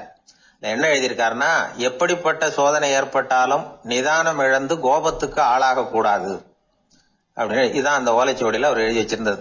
அந்த ஒரு கணத்திலேயே முனிவரும் எல்லா மாணவர்களும் தர்மரை புரிஞ்சுக்கிட்டாங்களாம். அவர் கத்துக்கிட்டது ஏட்டு சுரக்காய் இல்ல, வாழ்க்கையில பயன்படக்கூடிய முக்கியமான அனுபவ பாடம். முனிவர் கண்கள்ல கண்ணீர். தர்மர் அன்போட கட்டி தழுவிக்கிட்டார். அப்புறம் சொன்னார், தர்மா, என்ன மன்னிச்சுரு, நீ மாணவன் இல்ல, ஆசிரியன். நான் இதுவரைக்கும் தெரிஞ்சுக்காத அனுபவ பாடத்தை நீ இப்ப எனக்கு கத்து கொடுத்துட்ட அப்படின்னு சொன்னாராம். அதனால நிதானம் தவறக்கூடாதுங்கிறது ரொம்ப முக்கியமான ஒரு செய்தி. ஒரு ஆசிரியர் மாணவனை ஒரு கண்ணத்துல ஓங்கி அரைஞ்சுட்டார். இவன் நிதானம் தவறல, அமைதியா நின்றுகிட்டு இருந்தான். அவர் ஒரு தடவை அரைஞ்சதும் எப்படி உன்னால நிதானம் தவறாம இருக்க முடிஞ்சுது அப்படின்னு கேட்டாங்க நண்பர்கள். அவன் சொன்னான், நான் நிதானம் தவறி இருந்தா எங்க வாத்தியார் இன்னொரு கண்ணத்திலையும் அரைஞ்சிருப்பார், அது அதை விட பலமா இருக்கும், அதனாலதான் நான் அப்படி இருந்தேன் அப்படின்னு நானா. ஆக நாம தெரிந்து கொள்ள வேண்டியது, வாழ்க்கையில நிதானம் தவறாமல் இருக்க வேண்டும். அதுதான் வெற்றியின் ரகசியம். இப்பெல்லாம் நம்ம ஊர்ல மாமியார் மருமகள் ஒருத்தர் நல்லா புரிஞ்சுக்கிட்டு நல்ல விதமா தான் இருக்கிறாங்க பல இடத்துல. அதனால நான் இப்ப சொல்ல போற கதையை கேட்டுவிட்டு, இந்த காலத்துல அவ்வளவு மோசமா யாரு சார் நடந்துக்கிறாங்க அப்படின்னு கேட்டு யாரும் சண்டைக்கு வரக்கூடாது. இன்னொரு உண்மையையும் சொல்லிவிடுறேன். அதாவது இந்த கதையை நமக்கு எழுதி அனுப்பி இருக்கிறதே கொஞ்ச நாள்ல மருமகளாகவும் அதுக்கப்புறம் கொஞ்ச காலத்துல மாமியாராகவும் ஆக போற ஒரு நேயர் தான். சரி, இந்த கதைக்கு வருவோம். அதாவது ஒரு சின்ன குடும்பம், அந்த வீட்டுல மாமியார் ஆட்சி, அவங்க வச்சதுதான் சட்டம். புள்ளையண்டான் எப்படின்னா, அம்மா சொல்றதையும் கேட்டுக்குவான், மனைவி சொல்றதையும் கேட்டுக்குவான், நமக்கு என்னத்துக்கு வம்புங்கிற டைப். மருமகள் பேர்ல குறை கண்டுபிடிக்கிறதுலேயே அந்த மாமியாருக்கு ஒரு சுவாரஸ்யம். சின்ன சின்ன விஷயத்துல எல்லாம் குத்தம் கண்டுபிடிச்சுக்கிட்டே இருக்கிறாங்க. பொதுவா எல்லாரும் எப்படின்னா, ஏதாவது ஒரு காரணத்துக்காக சண்டை போட்டுக்கிட்டு இருப்பாங்க. அந்த அம்மா எப்படின்னா, ஏதாவது ஒரு சண்டையை போடுறதுக்காக காரணத்தை தேடிட்டு இருப்பாங்க. அப்படி ஒரு மனசு. அந்த மருமக பொண்ணு பாவம் பயந்து பயந்து ஒவ்வொரு காரியமும் செஞ்சுக்கிட்டு வந்தது. இப்படியே பல வருஷம் ஓடி போட்டுது. அந்த மாமியாருக்கும் ரொம்ப வயசாயிட்டுது. இருந்தாலும் அந்த பழைய சுபாவம் மட்டும் மாறவே இல்லை. திடீர்னு ஒரு நாள் பக்கவாதம் வந்து அந்த அம்மாவுக்கு ஒரு பக்கம் கை கால் இழுத்துக்கிட்டுது. வாய் சுத்தமா பேச முடியாம போயிட்டுது. சத்தம் மட்டும் வரும். ஒரு பக்கத்து கை காலை அசைக்க முடியும். பேசுறதெல்லாம் கையால தான், அதாவது கை சைகையால. இப்படிப்பட்ட நிலைமையில கூட அந்த பொண்ணு தண்ணியோ பாலோ இவங்க எதிரில் கொண்டாந்து வச்சா அதை வேணும்னே தட்டி விட்டுட்டு ஒம்பு வளர்க்கறது. அதுக்கப்புறம் அந்த பொண்ணு தரையை சுத்தப்படுத்தும்ல, அதை பார்த்து ரசிக்கிறது. இருந்தாலும் அந்த பொண்ணு இதையெல்லாம் பெருசுப்படுத்தாம ரொம்ப பொறுமையா தான் இருந்தது. ஒரு நாள் வீட்டில் வச்சிருந்த பாலை பூனை குடிச்சிட்டு போயிட்டுது. வயசான காலத்துல இந்த அம்மா பால் இல்லாம கஷ்டப்படுவாங்களே அப்படின்னு நினைச்சு பக்கத்து வீட்டுல போய் கொஞ்சம் பால் வாங்கிட்டு வந்து காய்ச்சி மாமியார் முன்னாடி கொண்டாந்து வச்சுது அந்த பொண்ணு. வழக்கம் போல அந்த அம்மா பாலை தட்டி விட்டுட்டாங்க. இதை அந்த மருமக பொண்ணு கவனிச்சுட்டுது. இவ்வளவு நாள் பொறுமையா இருந்த இந்த மருமகளுக்கு இன்னைக்கு இதை பார்த்ததும் அசாத்திய கோபம் வந்துட்டுது. கதவுக்கு பக்கத்துல சாத்தி வச்சிருந்த உலக்கையை எடுத்து மாமியார் தலையில போட, அது குறி தவறி கழுத்துல பட, அந்த அம்மா கழுத்தை பிடிச்சிக்கிட்டு ஊன்னு கத்த, இந்த பொண்ணு ஒன்னும் அலட்டிக்காம உலக்கையை எடுத்து மறுபடியும் கதவு பக்கம் சாத்தி வச்சுட்டு அது பாட்டுக்கு நடந்து போயிட்டுது. இருந்தாலும் மனசுக்குள்ள லேசா ஒரு பயம். கணவன் வீட்டுக்கு வந்ததும் என்ன விஷயம்னு கேட்டா எப்படி சமாளிக்கிறது? அன்னைக்குன்னு பார்த்து ரொம்ப நேரம் கழிச்சு வீடு வந்து சேர்ந்தான் கணவன். உடனே அந்த அம்மா புகார் பண்ண ஆரம்பிச்சுட்டுது. பேச்சுதான் வராத, அதனால ஒரு பக்கத்து கையால சைகை காட்டுது. கதவுக்கு பக்கத்துல இருந்த உலக்க பக்கமா கையை நீட்டி காட்டி, அப்படியே அந்த கைய தன் கழுத்துக்கு பின்பக்கமா சுத்தி காட்டி, நாக்க வெளியில நீட்டி நடந்த விஷயத்த புரிய வைக்கிறதுக்கு முயற்சி பண்ணுது. இவனுக்கு ஒன்னும் புரியல. என்ன சொல்றாங்க அம்மா அப்படின்னு மனைவி கிட்ட கேக்குறான். அதுக்கு அந்த பொண்ணு ரொம்ப புத்திசாலித்தனமா, என்னங்க உங்க அம்மா சொல்றது உங்களுக்கு இன்னும் புரியலையா? அவங்க உங்களை பார்த்து என்ன சொல்றாங்கன்னா, ஏண்டா உலக்க மாதிரி நிக்கிற, சாக போற எனக்கு சங்கிலி எதுக்கு, என் கழுத்துல கிடக்குற இந்த சங்கிலியை கழட்டி என் மருமக கழுத்துல போடுறா அப்படின்னு சொல்றாங்க அப்படின்னு தான். ஓ அப்படியா விஷயம்னு சொல்லி அம்மா கழுத்துல இருந்த சங்கிலியை எடுத்து மனைவி கழுத்துல போட்டுட்டு, அம்மா உன் விருப்பப்படியே போட்டாச்சு, இனிமேலாவது நிம்மதியா படுத்து தூங்கு அப்படின்னு சொல்லிவிட்டு உள்ள போயிட்டான். பாத்தீங்களா கதைய? அதனாலதான் மாமியார்கள் சைகை காட்டுறதுன்னா கூட இனிமே ஜாக்கிரதையா இருக்கணும். கணவன் மனைவிக்குள்ள சிக்கல் வராம இருக்கிறதுக்கு அதுல சில வழிகளை சொல்லி கொடுத்துருக்குறாங்க. அதெல்லாம் என்னென்ன அப்படிங்கறத இப்ப பார்க்கலாமா? குடும்பம்னு இருந்தா கோபம் வரதான் செய்யும். அது வந்துட்டு போட்டும் பரவாயில்ல. ஆனா அந்த கோபம் ஒரே நேரத்துல ரெண்டு பேருக்கும் வந்துடாம பாத்துக்கணும். ஒரு சமயத்துல யாராவது ஒருத்தர் தான் கோபப்படணும், அடுத்தவங்க அமைதியா இருக்கணும். அதுக்கப்புறம் இவர் அமைதியான உடனே அவங்க ஆரம்பிச்சுக்கலாம். கோபமா ஏதாவது சொன்னா உடனே கோபமா பதில் சொல்லக்கூடாது. கொஞ்சம் பொறுத்து கோபம் தீர்ந்த உடனே அந்த பதில சொல்லலாம். அப்போ பதில் கோபமா இருந்தா கூட அது அவளுக்கு பெருசா தெரியாது. அற்ப விஷயத்துக்கெல்லாம் காய்ச்சி மூச்சுன்னு கத்திட்டு இருக்க கூடாது. உங்க ரெண்டு பேருக்குள்ள ஒரு தர்க்கம் ஆரம்பம் ஆயிட்டுதுன்னு வச்சுக்கோங்க. கடுமையா ரெண்டு பேரும் விவாதம் பண்றீங்க. உங்கள ஒருத்தர் இதுல ஜெயிக்கணும்னா அது நீங்களா இருக்க வேணாம், அடுத்தவங்க ஜெயிக்கிறதுக்கு நீங்க துணையா இருங்களேன். அப்படின்னா நீங்க கொஞ்சம் விட்டு கொடுக்கணும், அவ்வளவுதான். ஏதாவது குத்தம் சொல்லணுமா, செஞ்ச தப்ப சுட்டி காட்டணுமா, விமர்சனம் பண்ணணுமா, பண்ணுங்க, வேணான்னு சொல்லல. ஆனா சொன்னதை அப்படி சொல்றத கொஞ்சம் அன்பா இதமா சொல்லுங்க. எப்போ நடந்த தவறுகளை எல்லாம் இப்போ போய் மறுபடியும் ஞாபகப்படுத்திட்டு இருக்க வேண்டாம். நான் அப்பவே சொன்னேன் இந்த புடவை வேணாம்னு, நீங்க தான் கேட்கல, இப்போ பாருங்க கிழிஞ்சு போச்சு இப்படின்னு கத்துனாங்க ஒரு அம்மா. எப்போ சொன்னீங்கன்னு கேட்டா ஒரு 10 வருஷத்துக்கு முன்னாடி தீபாவளி சமயத்துல அப்படிங்கிறாங்க. அது என்ன இன்னும் அப்படியே புதுசாகவே இருக்கும்? உங்களுக்கு அவர் தான் பெருசு, அவருக்கு நீங்க தான் பெருசு. அதை விட இந்த உலகத்துல வேற எதுவும் முக்கியம் இல்லைன்னு நினைக்கணும். நீ தான் என்னுடைய உலகம்னு எத்தனை தடவை சொல்லியிருப்பீங்க? அதெல்லாம் வெறும் வசனமா போயிடக்கூடாது. ஏதாவது ஒரு பிரச்சனையை பத்தி கடுமையா விவாதம் பண்ணிட்டு இருக்கீங்க, அதை அப்படியே பாதியில விட்டுட்டு படுக்கைக்கு போயிடக்கூடாது. சொச்சத்தை நாளைக்கு பேசிக்கலாம்னு. அப்படி போனா தூக்கம் வராது. பிரச்சனையை ஒரு முடிவு பண்ணிக்கிட்டு அதுக்கப்புறமா தூங்க போகணும். ஒரு நாள்ல ஒரு தடவையாவது உங்க ஜோடியை பாராட்டி நல்ல விதமா கனிவா ஒரு வார்த்தை சொல்லணும் அப்படின்னு தீர்மானம் பண்ணீங்க. ஏதாவது தப்பு பண்ணிவிட்டீங்கன்னா பரவாயில்ல, அதை ஒத்துக்கிறதுக்கும் மன்னிப்பு கேட்கறதுக்கும் தயாரா இருக்கணும். அது ஒன்றும் கேவலம் கிடையாது. வீட்டுக்குள்ள தானே கேட்க போறீங்க, வெளியில யாருக்கு தெரிய போகுதோ? எப்படியோ உங்களுக்குள்ள ஒரு சமரசம் ஆனா சரிதான். ஒரு தகராறுன்னு எடுத்துக்கிட்டா குறைஞ்சபட்சம் அதுக்கு 2 பேர் தேவை. தனியாவே உட்காந்துக்கிட்டு நான் இப்ப தகராறு பண்ணிட்டு இருக்கிறேன் அப்படின்னு யாரும் சொல்ல முடியாது. 2 பேர் தகராறு பண்றாங்கன்னா பொதுவா அந்த 2 பேர்ல யாரு அதிகமா பேசுறாங்களோ அவங்க பேர்ல தான் தப்பு இருக்கும். அதை மனசுல வச்சுக்கணும். இதெல்லாம் தான் அந்த புத்தகத்தில் போட்டிருக்கிற வழிமுறைகள். இவ்வளவும் சரியா வரலைன்னா அப்புறமா சொல்லுங்க, வேற புத்தகம் ஏதாவது இருக்கான்னு தேடுவோம். ஒருத்தர் சிகரெட்டும் கையுமா வந்தார். சார், இந்த புகைப்பிடிக்கிற பழக்கத்தை நிறுத்தி போடணும்னு தான் பார்க்கற முடியலன்னார். புகைப்பிடிக்கிறத நிறுத்துறது ரொம்ப சுலபம் சார் அப்படின்னார் இன்னொருத்தர். எப்படி சொல்றீங்கன்னு கேட்டார் அவர். நான் கூட ஏற்கனவே 10 தடவை அந்த பழக்கத்தை நிறுத்தி இருக்கிறேன் சார் அப்படின்னார் இவர். இதுல இருந்து என்ன தெரியுது? புகைப்பழக்கத்தை திடீர்னு விட்டு விடுறதுங்கிறது ரொம்ப கஷ்டம்னு தெரியுது. இருந்தாலும் இது சம்பந்தமான ஆராய்ச்சி, அனுபவம், இது ரெண்டையும் அடிப்படையா வச்சு சில வழிமுறைகளை சொல்றாங்க. அதாவது புகைப்பிடிக்கிறத நிறுத்துறதுக்கு 10 வழிகள் உண்டு அப்படின்னு சொல்றாங்க. அது என்னங்கிறத தெரிஞ்சுக்கிட்டா உபயோகப்படுதான்னு பார்க்கலாமே. முதல் கருத்து என்னன்னா, கொஞ்ச நாளைக்கு புகைப்பிடிக்கிற நண்பர்களை விட்டு விலகி இருக்கணும். இதனால புகைப்பிடிக்கிற ஆசை குறையும். அந்த பழக்கத்தை மறுபடியும் ஆரம்பிக்கப்படாதுங்கிற எண்ணம் உறுதிப்படும். ரெண்டாவது கருத்து, புகைப்பிடிக்கிறதை எதிர்த்து தீவிரமா பிரச்சாரம் செய்ய ஆரம்பிச்சிடணும். அது அடுத்தவங்களுக்கும் உபயோகப்படும், உங்களுக்கும் உபயோகப்படும். உங்க உள்ளுணர்வை அது தூண்டும், உங்களை உறுதி கொள்ள வைக்கும். மூன்றாவது கருத்து என்னன்னா, தினமும் 2 தடவை குளிக்கணும். எப்படி தெரியுமா? முதல்ல வெது வெதுப்பான தண்ணீர், அப்புறம் குளிர்ந்த தண்ணீர், இப்படி மாறி மாறி குளிக்கணுமா. நாலாவது கருத்து, உடற்பயிற்சிகள் செய்யணும். மூச்சு வாங்குற மாதிரியான பயிற்சிகள் ரொம்ப நல்லதான். பிராணாயாமம் அப்படிங்கிற மூச்சு பயிற்சி ரொம்ப நல்லதுங்கிறாங்க. அப்புறம் ஐந்தாவது கருத்து, சாப்பாடு மிதமா இருக்கணும், சீரா இருக்கணும். பச்சை காய்கறிகள், பழங்கள் சாப்பாட்டில் சேர்த்துக்கலாம். அடிக்கடி கொஞ்சம் கொஞ்சமா சாப்பிட்டு ரத்தத்தில் சர்க்கரையின் அளவை பராமரிக்கணும். இது நரம்புகளை அமைதிப்படுத்தும். ஆறாவது கருத்து என்னன்னா, ரொம்ப நேரம் பசியோடு இருக்கக்கூடாது. புகைப்பிடிக்கிறத நிறுத்த முயற்சி செய்யும் பொழுது எடை குறைப்பு நடவடிக்கைகளை மேற்கொள்ளக்கூடாது. ஏழாவது கருத்து, காப்பி, தேநீர், மதுபானம், அப்புறம் போதைப் பொருள்கள் கலந்த உணவுகள் இதெல்லாம் வேணாம். புகைப்பிடிக்கிறத அதெல்லாம் ஊக்கப்படுத்தும். கடுகு, மிளகு, அப்புறம் காரமான பொருள்களை தவிர்க்கணும். உப்பு அளவை குறைக்கணும். தினமும் 10 குவளை தண்ணீராவது குடிக்கணும். வெறும் தண்ணி புகைப்பிடிக்கிற ஆவலை தணிக்குதான். எட்டாவது கருத்து, கையில் சிகரெட்டு, புகையில ஏதாவது இருந்தால் உடனே தூக்கி எறிஞ்சிருங்க. அது கையில் இருக்கிற வரைக்கும் புகைப்பிடிக்கிற ஆசை வந்துக்கிட்டே இருக்கும். ஒன்பதாவது கருத்து என்னன்னா, இறை நம்பிக்கை உள்ளவங்க புகைப்பிடிக்கிற எண்ணம் வர்றப்போவெல்லாம் பிரார்த்தனை செய்ய ஆரம்பிச்சுடலாம். 10வது கருத்து, உங்களுக்கு ரொம்பவும் வேண்டியவங்க யாரோ அவங்க கிட்ட எல்லாம் நீங்க புகைப்பிடிக்கிறத நிறுத்தி விட்டதா சொல்லிவிடுங்க. இந்த 10 வழிகளையும் கடைபிடிக்க ஆரம்பிச்சுட்டா புகைப்பிடிக்கும் பழக்கத்தை நிறுத்தி விடலாம் அப்படின்னு சொல்றாங்க அனுபவப்பட்டவங்க. முயற்சி பண்ணி பார்க்கலாம்.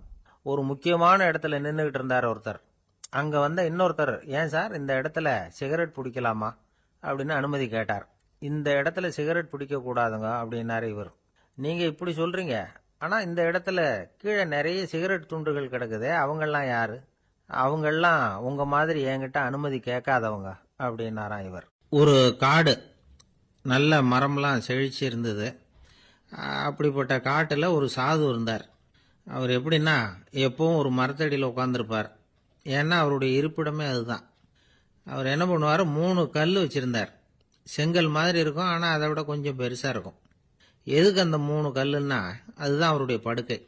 அதாவது தூங்குறப்ப ஒரு கல்லை தலைக்கு கீழே வச்சுக்குவார், இன்னொரு கல்லை இடுப்புக்கு கீழே வச்சுக்குவார், இன்னொரு கல்லை காலுக்கு கீழே வச்சுக்குவார்.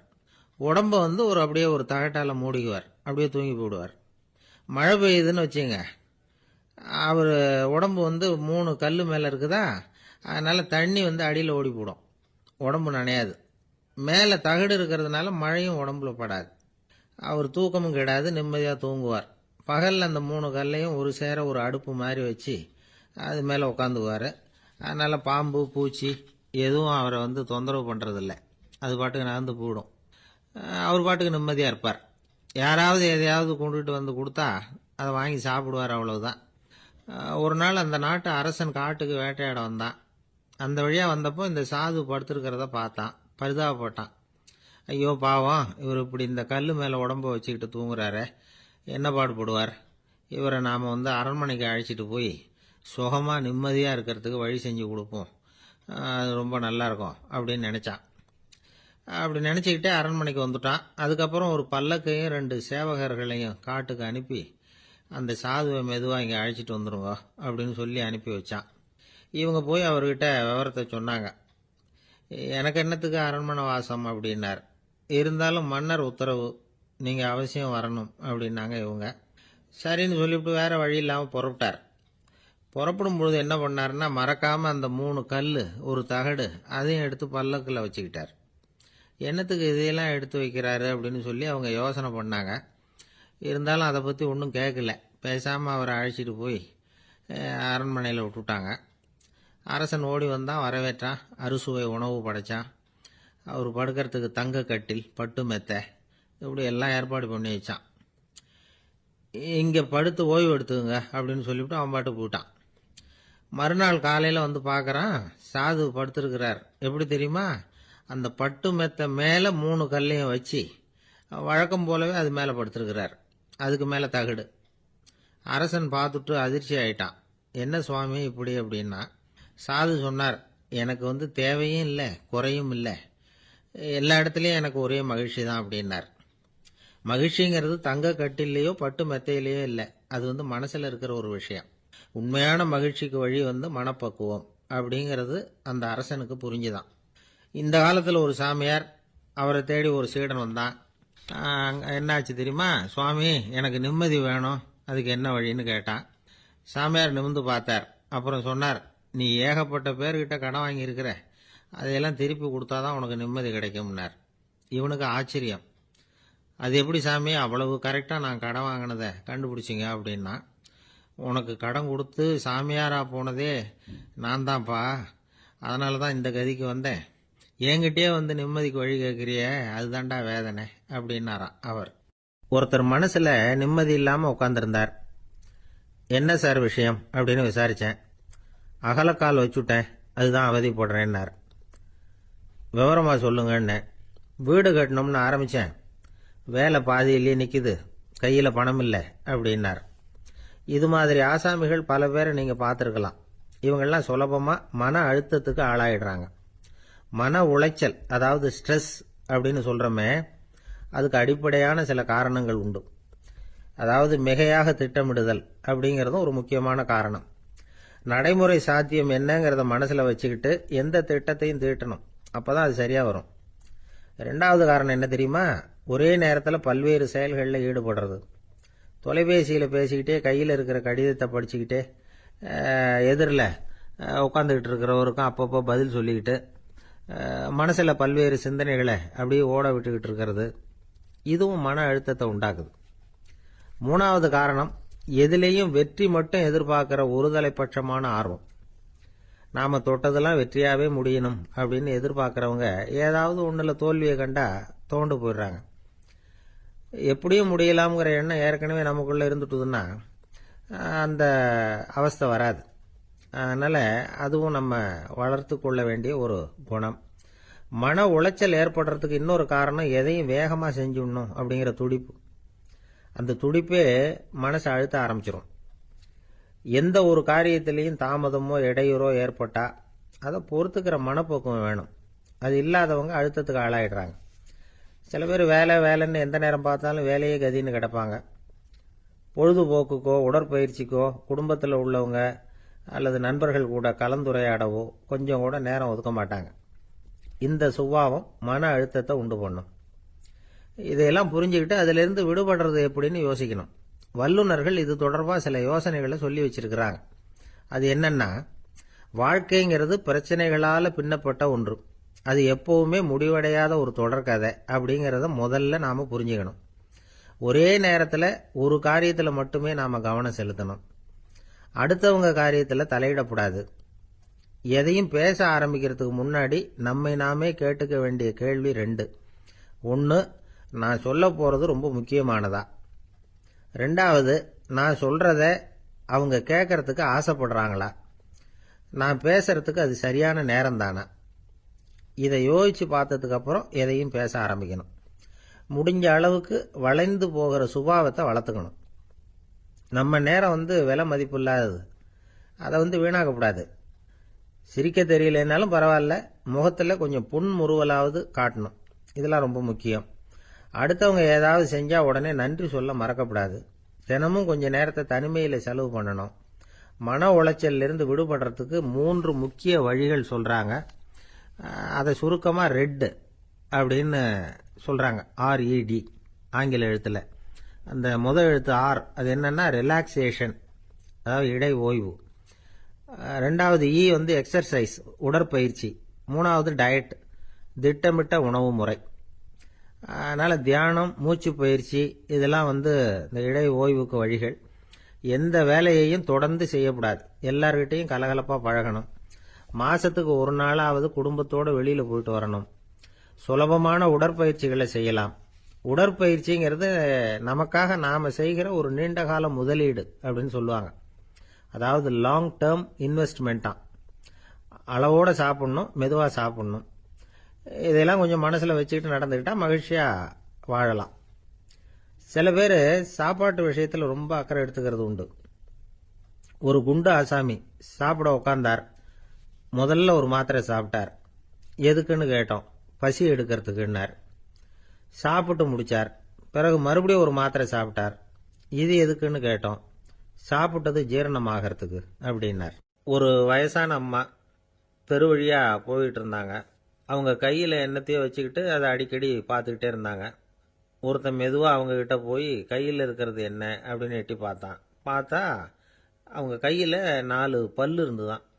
இவன் ஆச்சரியமாக அந்த அம்மாவை பார்த்தான். ஏம்மா உனக்கு என்ன பைத்தியமா? ஏது இந்த பல்லு? இதை என்னத்துக்காக கையில் வச்சுக்கிட்டு அலைஞ்சிக்கிட்டு இருக்கிற அப்படின்னு கேட்டிருக்கான். அதுக்கு அந்த அம்மா விவரம் சொல்ல ஆரம்பித்தாங்களாம். இதை பாருப்பா, எனக்கு ஒரு மகன் இருந்தான். அவனை ரொம்ப செல்லமாக வளர்த்தேன். அவனை தரையிலேயே நடக்க விடுறதில்ல. எப்பவும் தூக்கி வச்சுக்கிட்டு இருப்பேன். அவன் நல்லா பெரியவனாகி பள்ளிக்கூடம் போகிறப்ப கூட அவன் புஸ்தக மூட்டையை நான் தான் சுமந்துக்கிட்டு போவேன். பார்க்குறவங்க கூட கேலி பண்ணுவாங்க. ஏம்மா படிக்க போகிறது நீயா உன் பிள்ளையான்னு கேட்பாங்க.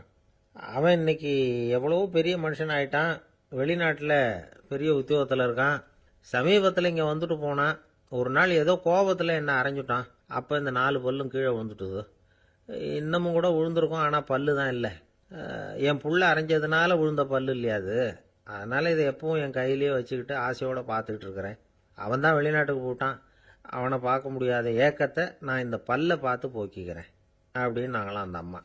இந்த கதை எதுக்காகன்னா, தாய் அன்பு அப்படிங்கிறது எப்படிப்பட்டதுங்கிறத புரிஞ்சுக்கிறதுக்காக. கல்யாணம் ஆனதுக்கு அப்புறம் தாயை மறந்து விடுறவங்க எத்தனை பேர் இந்த உலகத்தில்? அவங்க காதில் விழணுங்கிறதுக்காக தான் இந்த தகவல். ஆனால் ஒரு விஷயம் மட்டும் நல்லா புரிஞ்சுக்கணும். தாயை மதிக்க தெரிஞ்சவங்க தான் இன்றைக்கி வந்து வாழ்க்கையில் எல்லா விதத்துலேயும் முன்னுக்கு வந்திருக்கிறாங்க. வேணும்னா விசாரித்து பார்த்துக்குங்க. இன்னொரு அம்மா இருந்தாங்க. அவங்க தினமும் ஒரு கோயிலுக்கு வருவாங்க. சாமியை பார்த்து, கடவுளே நான் இறந்து போனால் நரகத்துக்கு போகணும் அப்படின்னு வேண்டிக்குவாங்களாம். எல்லாரும் சொர்க்கத்துக்கு போகணும்னு தானே கடவுள்கிட்ட வேண்டிக்குவாங்க. இந்த அம்மா தினம் வந்து நான் நரகத்துக்கு போகணும் அப்படின்னு வேண்டிக்கிறாங்க. அங்கே இருந்த அர்ச்சகருக்கு இது சந்தேகம். ஒரு நாள் அதை நேரடியாகவே அவங்கக்கிட்ட கேட்டுவிட்டார்.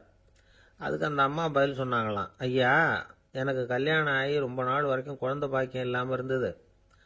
கோயில் குளம் எல்லாம் சுற்றி வந்தேன். ரொம்ப நாள் கழித்து ஒரு குழந்தை பிறந்தது, ஆண் குழந்தை. அவனை நான் ரொம்ப செல்லம் கொடுத்து வளர்த்தேன். அதோட விளைவு என்ன ஆச்சுன்னா, அவன் ரொம்ப மோசமாக ஆயிட்டான். கெட்ட பழக்க வழக்கம்லாம் கற்றுக்கிட்டான். அவன் இறந்து போனால் நிச்சயம் அவனுக்கு நரகம்தான் கிடைக்கும். அந்த அளவுக்கு கெட்டவன் அவன். அப்படிப்பட்ட காரியங்கள்லாம் பண்ணிகிட்ருக்கான், எனக்கு தெரியும். இவனுக்காக நரகத்தில் கூட யாரும் தயவு காட்ட மாட்டாங்க, தாட்சண்யம் காட்ட மாட்டாங்க. அதனால் இவனுக்கு முந்தி நான் இறந்து நரகத்துக்கு போயிட்டா அங்கே இவனை கவனிச்சிக்கலாமே, இவனுக்கு பணிவிடை செய்யலாமேன்னு பார்க்குறேன் அப்படின்னு நாங்களாம். அதனால தான் நான் நரகத்துக்கு போகணும்னு தினம் ஆண்டவனை வேண்டிகிட்டு இருக்கிறேன் அப்படின்னு கண்கலங்கி அந்த அம்மா சொன்னாங்களாம். அதுதான் தாய் உள்ளம்ங்கிறது. தாயின் பெருமையை வந்து சரியாக உணர்ந்துட்டா அவங்களுக்கு எப்பவும் எந்த கஷ்டமும் வராது. இது ஏதோ உபதேசத்துக்காக சொல்கிற வார்த்தை இல்லை, உண்மையான வார்த்தை. இந்த விவரத்தையெல்லாம் நண்பர் ஒருத்தர்கிட்ட சொல்லிக்கிட்டு இருந்தேன். அவர் கொஞ்ச நாள் கழித்து என்னை தேடி வந்தார். அவர் கையிலேயும் 4 பல்லு வச்சுருந்தார். என்னங்க ஆச்சு, ஏதுங்க இந்த பல்லு அப்படின்னு விசாரித்தோம். உங்கள் உபதேசத்தை கேட்டுவிட்டு இந்த உலகத்தில் எல்லாரையும் தாயாக நினைக்க ஆரம்பிச்சிட்டேன். ஒரு அம்மாவை கடத்தரில் பார்த்து தாயேன்னு கூப்பிட்டேன். அவங்க உடனே பலார்னு என்னை அரைஞ்சிட்டாங்க. பல்லு விழுந்துட்டுது. அதை தான் பொறுக்கி எடுத்துக்கிட்டு நேராக உங்களை தேடி வந்துக்கிட்டு இருக்கிறேன்னார். தாயேன்னு தானே கூப்பிட்டீங்க, அதுக்கு ஏன் அரைஞ்சாங்க அப்படின்னு கேட்டோம். நான் தாயேன்னு கூப்பிட்டது அவங்க காதில் நாயேன்னு விழுந்துட்டு தான், அதுதான் அப்படி ஆயிட்டுது அப்படின்னார். உலகத்தில் எது எதுக்கும் ஆராய்ச்சி கூடங்கள் இருக்குதுல்ல, அது மாதிரி தூக்கத்தை பற்றி ஆராய்ச்சி பண்ணுறதுக்கு ஒரு ஆராய்ச்சி கூடம் இருக்குது. அப்படி ஆராய்ச்சி பண்ணணும்னா அதுக்கு மூழ்கிக்கிட்டு இருக்கணும்ல. அதனால தான் அந்த ஆராய்ச்சி கூடம் இங்கே இல்லை, அமெரிக்காவில் பாஸ்டன் பல்கலைக்கழக மருத்துவமனையில் அது இருக்குது. அங்கே தூக்கத்தை பற்றி பலவிதமான ஆராய்ச்சிகள் பண்ணிகிட்டு இருக்கிறாங்க. அந்த ஆராய்ச்சி கூடத்தில் இயக்குனராக இருக்கிற ஒரு நிபுணர் அவர் என்ன சொல்கிறார் தெரியுமா? உங்களுக்கு தூக்கம் வரலையா, நீங்கள் நல்லா தூங்குறதுக்கு தாராளமாக சில யோசனைகளை என்னால் சொல்ல முடியும் அப்படிங்கிறார். யோசனை தானே, காசா பணமாக கேட்டு வச்சுக்கலாமே. உணவு, மனநிலை, தூங்கும் இடத்தோட சூழ்நிலை, படுக்கைக்கு செல்றப்போ உள்ள பழக்க வழக்கங்கள், இது காரணமாக ஒருத்தருக்கு தூக்கம் வராமல் போகலாம். தூக்கம் வராததுக்கு இதுதான் காரணம்னா அதையெல்லாம் சுலபமாக கட்டுப்படுத்தலாங்கிறார் அவர். தூக்கத்தை வரவழைக்கக்கூடிய ஒரு நல்ல மருந்து உடற்பயிற்சி. ஆனால் ஒன்று, படுக்க போகிற நேரத்தில் இது மாதிரி உடற்பயிற்சிகள் எல்லாம் செய்யக்கூடாது. கொஞ்சம் முன்னாடி பகல்லையே இந்த பயிற்சிகளை செய்கிறது நல்லது. தூக்கம் வராமல் அவதிப்படுறவங்க பிற்பகல் நேரங்களில் காஃபி, டீ இது மாதிரி பானங்களை சாப்பிடக்கூடாது. மது அருந்துறது கூட தூக்கத்தை பாதிக்கும். வெது வெதுப்பான நீரில் குளிக்கிறது, தியானத்தில் ஈடுபடுறது, ஓய்வாக இருக்கிறது, படுக்கிறது, அதாவது படுக்கிறதுக்கு முன்னாடி ஒரு குவளை பால் சாப்பிட்றது, இதெல்லாம் தூக்கத்தை வரவழைக்கிறது ரொம்ப உதவியாக இருக்கும். இன்னொரு விஷயம் என்னென்னா, தூங்கி ஆகணுமேங்கிற கவலை வேண்டியதில்லை. அப்படி நினச்சி கவலைப்படுறதை விட்டுடணும். தூக்கம் வரலையா, உடனே படுக்கையை விட்டு எழுந்திருக்க வேண்டியது. வெளியில் வாங்க, வேறு ஏதாவது வேலையில் ஈடுபடுங்க, கொஞ்சம் நேரம் உலாவுங்க, அல்லது ஏதாவது ஒரு புஸ்தகத்தை எடுத்து படிங்க. களைப்பு ஏற்பட்டால் மறுபடியும் படுக்கைக்கு போங்க. தூக்கம் தானாக வந்துடும். ஒரு விஷயத்தை மட்டும் நல்லா ஞாபகத்தில் வச்சுக்கணும். படுக்கைக்கு போகிறப்போ உங்கள் மற்ற எல்லா பிரச்சனைகளையும் மறந்துடணும். அது எப்படி சார் முடியும், அந்த நேரம் தானே எல்லா பிரச்சனையும் வரிசையாக ஞாபகத்துக்கு வருது அப்படின்னு நாம் நினைக்கலாம். ஆனால் பழக்கத்தில் அதை நாம் மாற்றிக்க முடியும். கொஞ்சம் முயற்சி பண்ணணும், அவ்வளோதான். இது எல்லாமே ஆராய்ச்சி பண்ணி பார்த்துட்டு அந்த நிபுணர் சொல்கிற கருத்து தான். இன்னொரு விஷயமும் அவர் சொல்கிறார். அது என்னென்னா, உடல் கோளாறு காரணமாக தூக்கம் வராமல் அவதிப்படுறவங்களுக்கெல்லாம் இந்த யோசனைகள் சரியாக வராது அப்படிங்கிறார். அதுக்கெல்லாம் மருத்துவ சிகிச்சை கொடுத்து தான் சரி பண்ணணும். சில பேருக்கு நடு ராத்திரியில் மூச்சு திணறல் ஏற்பட்டு தூக்கம் வராமல் போயிடும். ஊரெல்லாம் தூங்குறப்ப தான் மட்டும் தூங்காமல் மூழ்கிட்டு இருக்கிறது, ஊரெல்லாம் மூழ்கிட்டு இருக்கிறப்போ தான் மட்டும் தூங்குறது, இது மாதிரி கோளாறுகளால் சில பேர் பாதிக்கப்படலாம். காலு தசை முறுக்கிக்கிறதுனால சில பேருக்கு அடிக்கடி இழிப்பு வரலாம். மன அழற்சி காரணமாக சில பேருக்கு தூக்கம் வராது. இது மாதிரி கோளாறுகளுக்கெல்லாம் அதுக்கு தகுந்த மாதிரி சிகிச்சை கொடுத்து தான் சரி பண்ண வேண்டியிருக்கும். எந்த கோளாறும் இல்லாமல் தூக்கம் வரலைன்னா ஆரம்பத்தில் சொன்ன முறைகளை கடைப்பிடிச்சு பார்க்கலாம். தூக்கம் வந்ததுன்னா யோசனை சொன்ன அந்த நிபுணருக்கு நன்றி சொல்லலாம். ஒருத்தர், ஏன் சார் பஸ்ஸில் தூங்குறது கெட்ட பழக்கமானு கேட்டார். இல்லையே, நான் கூட பஸ்ஸில் போகிறப்ப தூங்கிட்டு தானே போவேன் அப்படின்னார் இன்னொருத்தர். அப்புறம் ஏன் என்ன டிரைவர் வேலை வேணாம்னு வீட்டுக்கு அனுப்பி வச்சுட்டாங்க அப்படின்னாராம் அவர். ஒரு ஆஃபீஸில் வேலை பார்க்குற ஒருத்தர் ஏதோ தப்பு பண்ணிவிட்டார். உடனே மேல் அதிகாரி அவரை கூப்பிட்டு அனுப்புனார். நீ செஞ்சது தப்புன்னார் கோபமா. இது ஒரு ரகம். சில அதிகாரிகள் இப்படி நீங்கள் செஞ்சது தப்புன்னு சொல்கிறதில்ல, நீங்கள் செஞ்சது சரி அப்படின்னு சொல்கிறதில்ல. எப்படி சொல்லுவாங்கன்னா, நீங்கள் செஞ்சது சரியில்லைன்னு நான் நினைக்கிறேன் அப்படின்னு சொல்லுவாங்களாம்.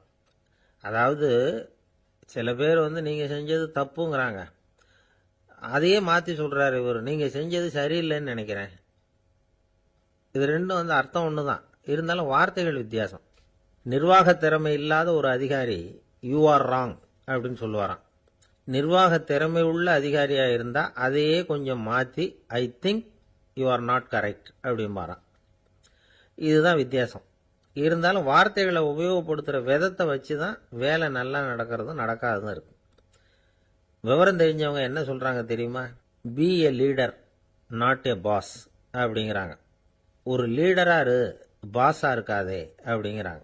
சரி, அப்படின்னா லீடருக்கும் பாஸுக்கும் வித்தியாசம் உண்டா அப்படின்னு கேட்டால் இருக்குன்னு சொல்கிறாங்க. லீடருங்கிறவர் வேற, பாஸுங்கிறவர் வேற. ஒரு லீடர் எப்படி நடந்துக்குவார், ஒரு பாஸ் எப்படி நடந்துக்குவார், இதை முதல்ல நாம் தெரிஞ்சுக்கணும். அவங்க எப்படி நடந்துக்குவாங்க அப்படிங்கிறதுக்கு சில விவரங்கள் இருக்குது. அதை கேட்டோம்னா நாம் புரிஞ்சுக்கலாம் அதை. அதாவது பாஸுங்கிறவர் விரட்டிக்கிட்டே இருப்பார், லீடருங்கிறவர் ஊக்கப்படுத்திக்கிட்டே இருப்பார். நாளைக்கு சாயந்தரத்துக்குள்ளே அந்த வேலையை செஞ்சு முடிக்கலைன்னா தொலைச்சி விடுவோம் தொலைச்சி அப்படிம்பார் அவர். இவர் எப்படி சொல்லுவார்னா, இது வரைக்கும் நீங்கள் செஞ்சிருக்கிற வேலை ரொம்ப அற்புதம் அப்படிம்பார். பாஸுங்கிறவர் அதிகாரத்தை நம்பி செயல்படுறவர், லீடருங்கிறவர் நல்லெண்ணத்தை நம்பி செயல்படுறவர். நம்மகிட்ட அதிகாரம் இருக்குது, பவர் இருக்குது, அதனால் காரியத்தை சாதிச்சுடலாம் அப்படின்னு நினைக்கிறவர் அவர். மற்றவங்க கிட்ட ஒரு நல்ல அபிப்பிராயத்தை சம்பாதிச்சுக்கிட்டு அது மூலமாக காரியங்களை சாதிக்கிறவர் இவர். பாஸுங்கிறவர் பயத்தை உண்டு பண்ணுவார், லீடருங்கிறவர் அன்பை பரவ செய்வார். அதை செய்யலைன்னா ஆடிட்டில் தகராறாயிடும், இது செய்யலைன்னா இன்க்ரிமெண்ட் கட் ஆகிடும், இப்படி ஏதாவது சொல்லி பயமுறுத்திக்கிட்டே இருப்பார் அவர். இவர் அப்படி இல்லை. உடம்பு இப்படி இருக்குது, வீட்டில் எல்லாரும் சௌக்கியமாக இருக்கிறாங்களா, ஆஃபீஸில் எல்லாம் வசதியாக இருக்குதா, நான் ஏதாவது உதவி செய்யணுமா அப்படின்னு அன்புக்கு முக்கியத்துவம் கொடுப்பார். பாஸுங்கிறவர் எதுக்கெடுத்தாலும் நான் சொல்லிகிட்டு இருப்பார். லீடருங்கிறவர் நாமன்னு சொல்லிகிட்டு இருப்பார். பாஸுங்கிறவர் தப்புக்கு காரணம் யாருன்னு பார்ப்பார், லீடருங்கிறவர் தப்பு என்னன்னு பார்ப்பார். இதுதான் ரெண்டு பேருக்கு வித்தியாசம். The boss shows who is wrong, the leader shows what is wrong அப்படின்னு சொல்லுவாங்க. இந்த காரியம் எப்படி செய்யப்பட்டிருக்கு அப்படின்னு தெரிஞ்சுக்கிறவர் பாஸ். இந்த காரியத்தை எப்படி செய்யணும்னு செஞ்சு காட்டுறவர் லீடர். பாஸுங்கிறவர் பணியாளர்களை திட்டுவார், லீடர் மரியாதைக்குரியவராக நடத்துவார், அதுக்குரியவராக அவர் நடந்துக்குவார். செய்கிற வேலையை ஒரு சுமையா நினைக்க வைக்கிறவர் பாஸ், செய்கிற வேலையை ஒரு சந்தோஷமா ஆக்குறவர் லீடர். ஒரு முதலாளியா இருக்கிறவர் அல்லது ஒரு நிர்வாகியா இருக்கிறவர் இது மாதிரியான நுணுக்கங்களை எல்லாம் தெரிஞ்சு வச்சுக்கிறது நல்லது. ஒரு பாஸ் இருக்கார், அவர் ஒரு நாள் ரொம்ப பெருமையா தன்னோட ஆபீஸை பத்தி பேசிக்கிட்டு இருந்தார். எனக்கு கீழே 200 பேர் வேலை செய்யறாங்க சார், நான் ஒரு கோடு கிழிச்சா அவங்க அதை தாண்டாத அளவுக்கு நான் நடந்துக்கிறேன் சார் அப்படின்னார் அவர். அது எப்படி முடியுது உங்களால அப்படின்னு கேட்டோம். நான் கோடே கிழிக்கிறது இல்லை சார் அப்படின்னார். ஊருக்கு வெளியில அமைதியான ஒரு இடம், அங்க ஒரு ஆசிரமம், அங்க ஒரு சாமியார், அவர் தினமும் நல்ல போதனைகள்லாம் செய்வார். பல பேர் போய் அங்கேயே சில நாள் தங்கி இருந்து அவர் சொல்ற அறிவுரைகளை எல்லாம் கேட்டுக்கிட்டு வர்றது வழக்கம். ஒரு தடவை அவரை பார்த்துட்டு போறதுக்காக 3 வெளியூர் தம்பதிகள் வந்தாங்களாம். அந்த மடத்திலேயே சாப்பிட்டுக்கிட்டு தங்கி இருந்து அவங்களுடைய போதனைகளை கேட்டுக்கிட்டு போகணுங்கிறது அவங்க நோக்கம். காலையில குளிச்சுட்டு பூஜையில உட்கார்ந்தார் அந்த சுவாமி. இவங்களும் குளிச்சுட்டு அந்த பூஜையை பார்க்கறதுக்காக அவர் முன்னாடி உட்கார்ந்தாங்க. பூஜை ஆரம்பமாச்சு. சம்பிரதாயப்படி அது ரொம்ப நேரம் நடந்துகிட்டே இருக்குது. இவங்களுக்கு நல்ல பசி இருந்தாலும் இந்த நேரத்தில் அதை எப்படி வெளியில காட்டிக்கிறது? பேசாம இருந்தாங்க. அந்த சுவாமி பூஜையை முடிச்சார். அதுக்கப்புறம் பேச ஆரம்பிச்சார். பேச்சு அருமையாக தான் இருந்தது, அமிர்தமாக தான் இருந்தது. இருந்தாலும் இவங்களுக்கு இருக்கிற வயிற்று பசி அது சரியாக கவனிக்க விடலை. அந்த சுவாமியே இதை கவனிச்சதா தெரியல. இவங்களுக்கு மனசுக்குள்ள ஒரு எண்ணம், உள்ள சாப்பாடு தயாராகிட்டு இருக்கும் போல இருக்கு, இந்த பேச்சு முடிஞ்சது நம்மளை உள்ள அழைச்சிட்டு போய் சாப்பாடு போடுவாங்கன்னு நினைக்கிறோம் அப்படின்னு இவங்களாம் நினச்சிக்கிட்டாங்க. ஆனால் சுவாமி இதை பற்றி எதுவுமே பேசலை, கண்டுக்கல. ஒரு அம்மாவால் அதுக்கு மேலே சும்மா இருக்க முடியுமா? முடியல. சாப்பாட்டை கவனிக்கலாமா அப்படின்னு சொல்லி மெதுவாக ஆரம்பித்தாங்க. கவனிக்கலாமே அப்படின்னு உள்ளே அழைச்சிட்டு போனார் சுவாமி. இவங்க ரொம்ப அவசரமாக எழுந்திருச்சு உள்ளே ஓடினாங்க. அங்கே ஒரு மேஜை மேலே ஒரு கிண்ணம் மூடி இருந்தது. இதுதான் சாப்பாட்டு மேஜை போல இருக்கு, இங்கே சாப்பாடு வந்துடும் அப்படின்னு நினைச்சாங்க. உடனே போய் சுற்றி உட்காந்துக்கிட்டாங்க. சுவாமி அந்த கிண்ணத்தை எடுத்து அந்த அம்மா கிட்ட கொடுத்தார். அவங்க அதை வாங்கி மூடியை திறந்து பார்க்குறாங்க. உள்ள ஒரு சாவி இருக்குது. சரிதான், இது சமையலறை சாவி போல இருக்கு, அங்கே போய் அதை திறந்து சாப்பாட்டை நாமே எடுத்துக்கிட்டு இங்கே வச்சுக்கிட்டு சாப்பிடணும் போல இருக்கு அப்படின்னு நினைச்சாங்க. சாவி இருக்கு இல்லையா, வாங்க பூட்டு நிறையா காட்டுறேன் அப்படின்னு சுவாமி அவங்கள அழைச்சிட்டு போனார், காட்டினார். இவங்க அந்த அறையை ரொம்ப ஆவலோட திறந்தாங்க. உள்ள பார்த்தா அங்கே அரிசி, பருப்பு, விதவிதமான காய்கறி எல்லாம் இருக்கு. சமையலுக்கு வேண்டிய மிளகாய், எண்ணெய், பால், தயிர், நெய் இப்படி எல்லாமே இருக்கு. அடுப்பு, விறகு, நெருப்பு போட்டி அது கூட அங்கே இருக்கு. சாப்பாடு தயாராக இருக்கும்னு நினச்சிக்கிட்டு போனால் இப்படி இருக்குதே அப்படின்னு சொல்லி அதை பார்த்ததும் ரொம்ப சோர்ந்து போட்டாங்க அவங்க. சுவாமி, என்ன இது சாப்பாடு இல்லையா அப்படின்னாங்க. அதுதான் சாப்பாட்டுக்கு வேண்டிய எல்லாம் இங்கே இருக்குதே, அடுப்பு மூட்டி நீங்கள் தான் அவங்கவுங்க ருசிக்கு தகுந்த மாதிரி சமைச்சுக்கணும், இந்த சன்னியாசிக்கு எப்படி சமைக்க தெரியும் அப்படின்னு கேட்டார் சுவாமி. சாப்பாடு தயாராக இருக்கும்னு நாங்கள் எதிர்பார்த்தோம் அப்படின்னாங்க. நீங்கள் இப்படி சொல்லுவீங்கன்னு நானும் எதிர்பார்த்தேன்.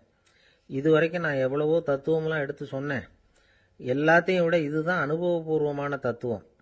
ஆண்டவன் நமக்கு நல்ல மனசை கொடுத்துருக்கிறான், நல்ல வாய்ப்புகளையும் தந்திருக்கிறான், அதையெல்லாம் பயன்படுத்திக்கக்கூடிய மூளையையும் சிந்தனையையும் கொடுத்துருக்கிறான். அதனால் அடுப்பை தான் நீங்கள் மூட்டணும், அடுப்பை நீங்கள் தான் மூட்டணும், உங்களுக்கு உகந்ததை நீங்கள் தான் சமைச்சு ருசித்து அனுபவிக்கணும். ஆண்டவனே அதை செஞ்சுக்கிட்டு இருக்க மாட்டான் அப்படின்னாராம் அந்த சுவாமி. நம்முடைய வாழ்க்கையில் பல நல்ல பலன்களை பெறறதுக்கு நாம தான் முயற்சி பண்ணணும்.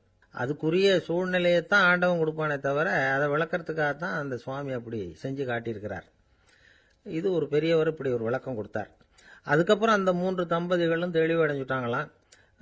நாம் தெளிவடைகிறது எப்போங்கிறது தான் தெரியல அப்படின்னு பல பேர் இதை கேட்டுட்டு சொல்லிட்டு இருக்கிறாங்க. இந்த கதையை நம்முடைய நண்பர் ஒருத்தர்கிட்ட சொன்னேன். அந்த நண்பர் ரொம்ப சந்தோஷப்பட்டார். நீங்கள் சொல்கிறது கரெக்டு சார், ஆனால் நான் அதை விட ஒரு படி மேலே சார். எனக்கெல்லாம் அரிசி பருப்பு இருக்கிற ரூம் எதுன்னு கையை